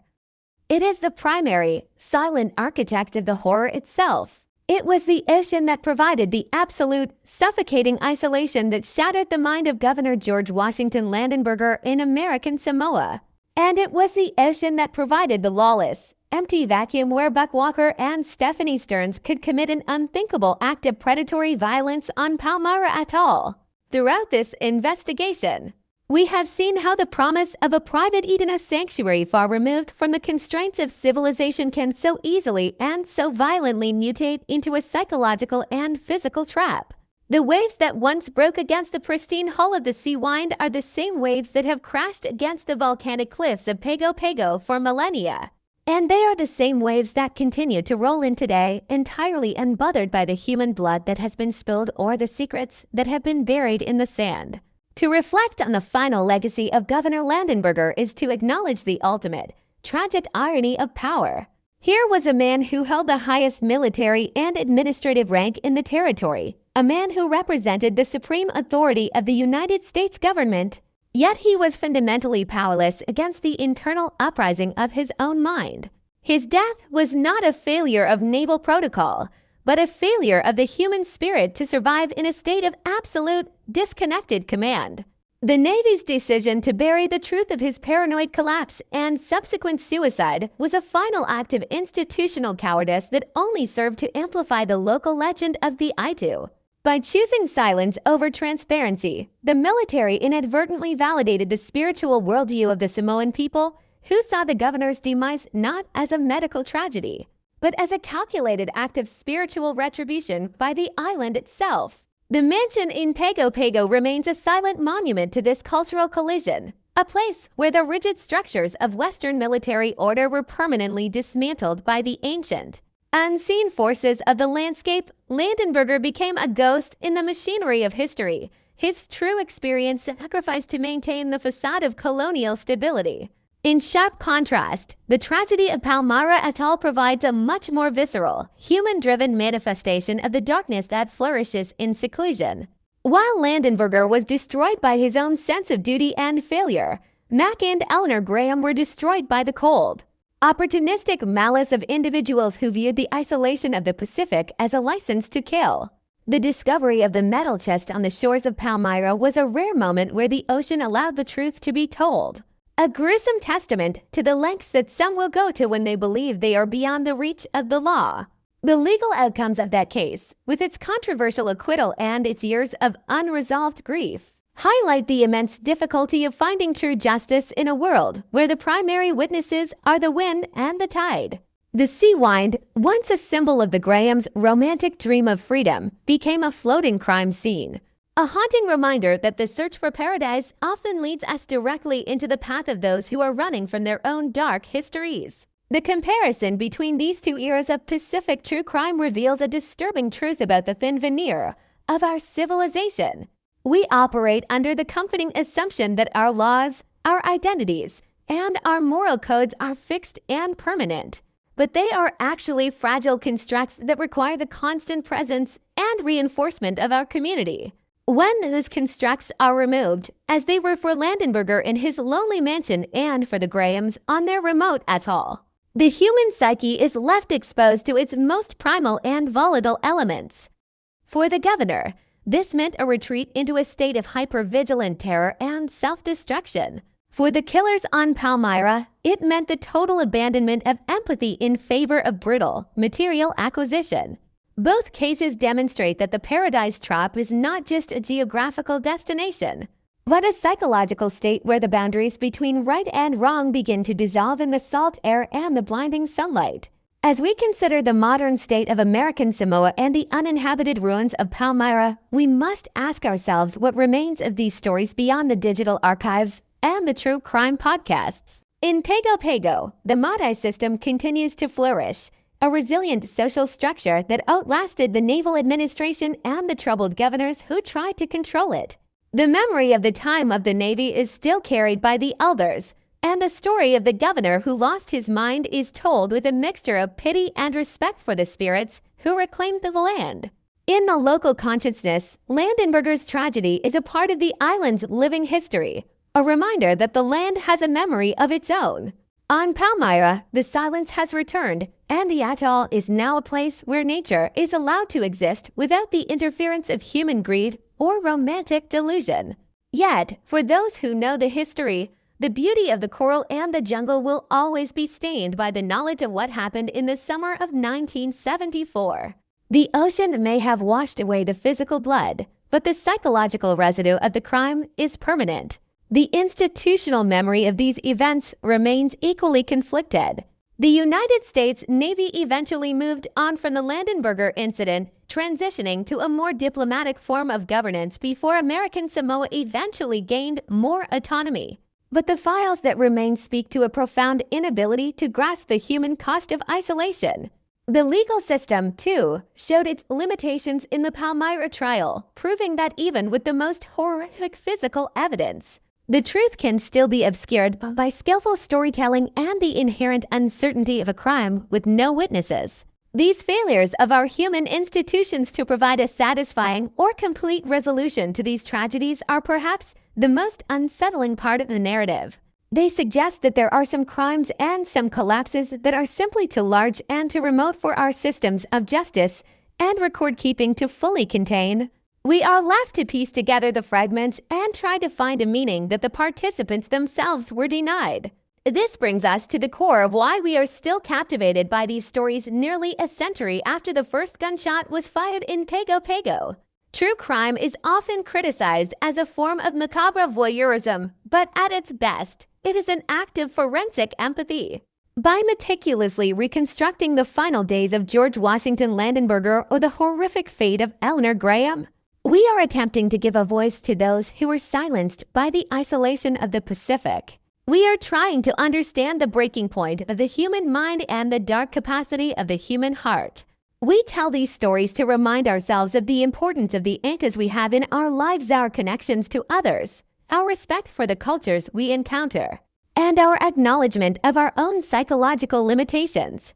The Paradise Trap is a warning to all who believe that they can find a better version of themselves by simply sailing away from the world. It reminds us that we carry ourselves with us wherever we go, and that in the silence of the island, we are finally forced to listen to what we have been trying to ignore. The Pacific Ocean will continue to hold its secrets, and the vast majority of the tragedies that have occurred in its remote reaches will never be known to us. We have only these rare, jagged fragments of history to guide us through the darkness: a naval report, a rusted chest, a ghost story told in a village. These fragments are the landmarks of a hidden geography of horror, a map of the high cost of seeking paradise. As we look out over the horizon and see the sun setting behind the volcanic peaks of the South Seas, we should remember that the beauty we see is only the surface. Beneath the waves and behind the palm trees, there is a history written in the language of isolation and violence. A history that reminds us of the fragility of our reason and the enduring power of the landscape. George Washington Landenberger, Matt Graham, and Eleanor Graham are part of that history now, their lives permanently entwined with the deep blue void that eventually claimed them. In the final reckoning, there is no closure to be found in these cases, only a deeper appreciation for the complexity of the human condition. The governor's mansion still stands, the tides still rise and fall on Palmyra, and the Pacific remains as vast and indifferent as it was the day the first humans set sail upon its waters. We close the file on these events not because we have found all the answers, but because we have looked as deeply as we can into the mirror that the ocean provides. What we see there: the paranoia of a ruler, the cruelty of a predator, the resilience of a culture, and the ultimate silence of the deep is the true legacy of the American Pacific. It is a legacy that teaches us that the only true sanctuary is not found on a remote island, but in the strength of our connections to one another and our willingness to face the darkness within ourselves before we ever set sail for the horizon. The story of the South Pacific is a story that is still being written, with every new voyager who seeks to find themselves in the isolation of the sea. We listen to the echoes of the past to ensure that we do not fall into the same traps, but the lure of the Paradise Trap remains as strong as ever. The dream of the private Eden continues to call to the restless and the desperate, promising a freedom that the world of men cannot provide. But as we have seen through the lives of those who never returned, that freedom comes at a terrifying price. The Pacific is always waiting, its silence ready to swallow the next secret and its waves ready to wash away the next crime. Until then, we keep our eyes on the horizon and our ears tuned to the silence, forever searching for the truth that lies just beneath the surface of the crystal clear water. This is the end of our journey, but the Pacific Ocean never truly says goodbye. It only waits for the tide to come back in. The mansion is quiet, the chest is empty, and the ocean is endless. The story is finished, but the memory remains, a permanent part of the dark, beautiful history of the South Seas. Even after the microphones are turned off, the research files are archived, and the digital echoes of these stories fade into the vast expanse of the internet. A fundamental question remains: what does it mean to truly solve a tragedy that occurred in the absolute isolation of the Pacific? We often speak of closure in the world of true crime as if it were a destination we could reach through enough evidence, enough testimony, or a final, decisive verdict. But as we have seen through the harrowing accounts of Governor George Washington Landenberger in 1936 and the gruesome discovery on Palmyra Atoll decades later, the Pacific Ocean does not offer closure in the way that the mainland does. It offers only a different kind of silence, a heavy, enduring stillness that remains long after the legal and administrative machinery has stopped grinding. To look at these cases today, in the mid-2020s, is to realize that we are still living with the ripples of those long ago gunshots and the corrosion of those sealed metal chests. The Paradise Trap is not a historical event. It is a permanent condition of the human encounter with the deep blue void. A reminder that some wounds are too deep for time to heal and some secrets are too vast for any investigation to fully uncover. The physical sites of these tragedies continue to exist as silent, weather-beaten witnesses to the darkness we have explored. In Pago Pago, the governor's mansion still stands atop its hill, looking down on the harbor that once served as a strategic jewel of the American naval empire. To the casual visitor, it might appear as a stately piece of colonial architecture, a relic of a bygone era of maritime administration. But for those who know the history of the 23rd governor, the building carries an unmistakable weight. The tropical humidity continues to peel the paint and warp the wood, a slow-motion reclamation by the environment that once shattered Landenberger's sanity. The locals who walk past the residence do not see a museum of naval history. They see a place where the barrier between the physical and the spiritual world was violently breached. The mansion is a monument to a specific type of failure, the failure to acknowledge that authority is a fragile thing when it is cut off from the culture that sustains it. The shadows on the veranda are not just optical illusions. They are the lingering remnants of a man who realized, too late, that his rank provided no protection against the ancient spirits of the land he sought to control. Similarly, Palmyra Atoll remains one of the most remote and untouched places on the planet, its beauty as breathtaking and its isolation as absolute as it was in 1974. Today, it is a protected sanctuary, a place where the cycle of life and death is governed entirely by the laws of nature rather than the whims of men. Yet, for anyone familiar with the story of Mac and Eleanor Graham, the pristine white sand and the vibrant coral reefs will always be viewed through a darker lens. The metal chest that eventually washed ashore to reveal the horrific truth of their end is no longer there, but the memory of it is etched into the very geography of the island. Palmyra serves as a chilling reminder that the dream of total escape is a dangerous delusion. The atoll is not a paradise that was lost. It was a sanctuary that was desecrated by the very thing that people go there to avoid, the inescapable presence of human evil. The silence of Palmyra is not peaceful. It is a profound, watchful stillness that seems to wait for the next dreamer to arrive with a boat and a plan to leave the world behind. When we reflect on the storytelling process itself, the act of revisiting these tragedies through the medium of true crime, we must confront the ethical complexities of our fascination. Why do we continue to obsess over the mental collapse of a naval captain or the forensic details of a dismembered body in a rusted box? Is it merely a form of morbid curiosity? Or is it something deeper? Perhaps we tell these stories because they provide a safe way for us to explore our own fears of isolation and our own anxieties about the fragility of the social contract. By examining the Paradise Trap from a distance, we are trying to map the boundaries of our own sanity. We want to believe that we would have handled the isolation of Pago Pago better than Landenberger, or that we would have seen the danger lurking in the jungle of Palmyra before it was too late. But the truth is that we don't know. The Pacific strips away the pretenses we live by, and these stories are the only evidence we have of what remains when the lights of civilization go out. They are cautionary tales that remind us that we are all, to some extent, defined by the people and the structures that surround us. The legend of the Aitu in American Samoa provides a vital alternative to the Western, clinical understanding of these events. In the decades since Landenberger's death, the story has evolved from a local rumor into a profound cultural narrative about the limits of foreign power. The Aitu represent more than just ghosts. They represent the immune system of the island, a spiritual response to the intrusion of an alien authority that refused to listen. To the Samoan people, the governor's suicide was a necessary restoration of balance. This perspective challenges the very idea of a true crime as a violation of state law. In the eyes of the island, the state was the violator, and the governor's madness was the sentence handed down by a higher court. This cultural legacy reminds us that justice is not always found in a courtroom or a naval report.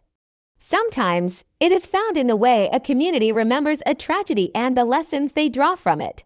The silence of the Navy was an attempt to forget, but the memory of the Idu is an act of preservation, ensuring that the spiritual weight of the land is never again underestimated.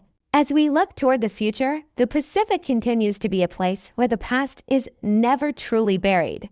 The environmental changes of the 21st century, the rising sea levels, the more intense storms, the warming waters are physically altering the sites of these crimes. The ocean that hid Eleanor Graham's remains for years is now reclaiming the land where her killers once walked. The mountains of Tutuila, once the walls of Landenberger's psychological prison, are being reshaped by the elements. There is a strange, poetic justice in the way that nature continues to process these tragedies, slowly eroding the physical markers of human violence and administrative failure. It suggests that while we may obsess over the who and the how, the environment is ultimately focused on the what was, to the Pacific. A governor's suicide and a fugitive's murder are just small, brief disturbances in a vast, ongoing cycle of life and decay. The ocean does not remember names, but it does remember the blood, and it continues to cycle that memory through the tides and the currents of history. The ocean of secrets remains as deep and as unfathomable as ever. For every story like Landenberger's or the Grahams that reaches the public consciousness, there are thousands of others that have been lost to the void. We are only seeing the tiny, jagged peaks of a massive underwater mountain range of human tragedy. The Pacific has swallowed countless ships, countless dreams, and countless lives, and it has done so with an indifference that is truly terrifying. This is the ultimate lesson of the Paradise Trap. The ocean does not care about our quests for meaning or our desires for justice. It is a vast, mechanical void that simply is. We are the ones who project our dramas and our horrors onto its surface, searching for a reflection of ourselves in the deep blue. But more often than not, what we find is not a reflection, but a reminder of our own insignificance. We are small, fragile creatures trying to make sense of a world that was never meant for us to fully control. The final word on the tragedy of George Washington Landenberger and the horror of Palmyra Atoll must be an acknowledgement of the enduring power of the silence. It is a silence that speaks of the high cost of empire and the terrifying reach of human desperation. It is a silence that remains in the hallways of the governor's mansion and on the beaches of the uninhabited atoll. We can fill that silence with podcasts, with books, and with investigations, but we can never truly break it. The truth of what happened in those final moments of 1936 and 1974 is gone, taken by the people who died and the ocean that watched them. We are left with the echoes, the fragments, and the somber realization that some stories are not meant to be solved. They are only meant to be remembered as warnings from the edge of the world. The Pacific Ocean will continue to keep its secrets, and we will continue to sail toward its horizon, forever haunted by the knowledge of what lies beneath the waves. In the end, we are left with the image of the water endless, rhythmic, and unblinking. It is the beginning and the end of every story we tell about the South Seas. It is the source of the beauty that draws us in and the isolation that destroys us. As we close this chapter on the Paradise Trap, we do so with a newfound respect for the silence. We recognize that the most important part of the story is not the part we can hear, but the part that we can't. It is the silent struggle of a governor trying to hold on to his mind, the silent fear of a woman in a metal chest, and the silent indifference of the sea that eventually claimed them both. We leave these stories where they belong in the deep, dark memory of the Pacific, knowing that the only way to truly honor the dead is to acknowledge the vastness of the void they left behind. The files are closed, the mic is dead, and the ocean is still. We are alone again, just as we were always meant to be, in the beautiful, terrifying heart of paradise. This concludes our exploration of the darker side of the American Pacific. The names of Landenberger, Graham, Walker, and Stearns will continue to float in the cultural ether, markers of a time when the search for a new world led directly to the collapse of the old one. We thank you for joining us in this deep dive into the shadows of the South Seas. As you look out over the water, remember that the horizon is not an end, but a beginning of a different kind of mystery. The Pacific is always waiting, and it always has one more story to tell, if you are willing to listen to the silence. Until then, stay grounded, stay connected, and remember that the most dangerous place to be is not in the middle of the ocean, but in the middle of your own mind when the mirrors are gone. The paradise trap is always open, and the water is always rising. Good night from the edge of the world.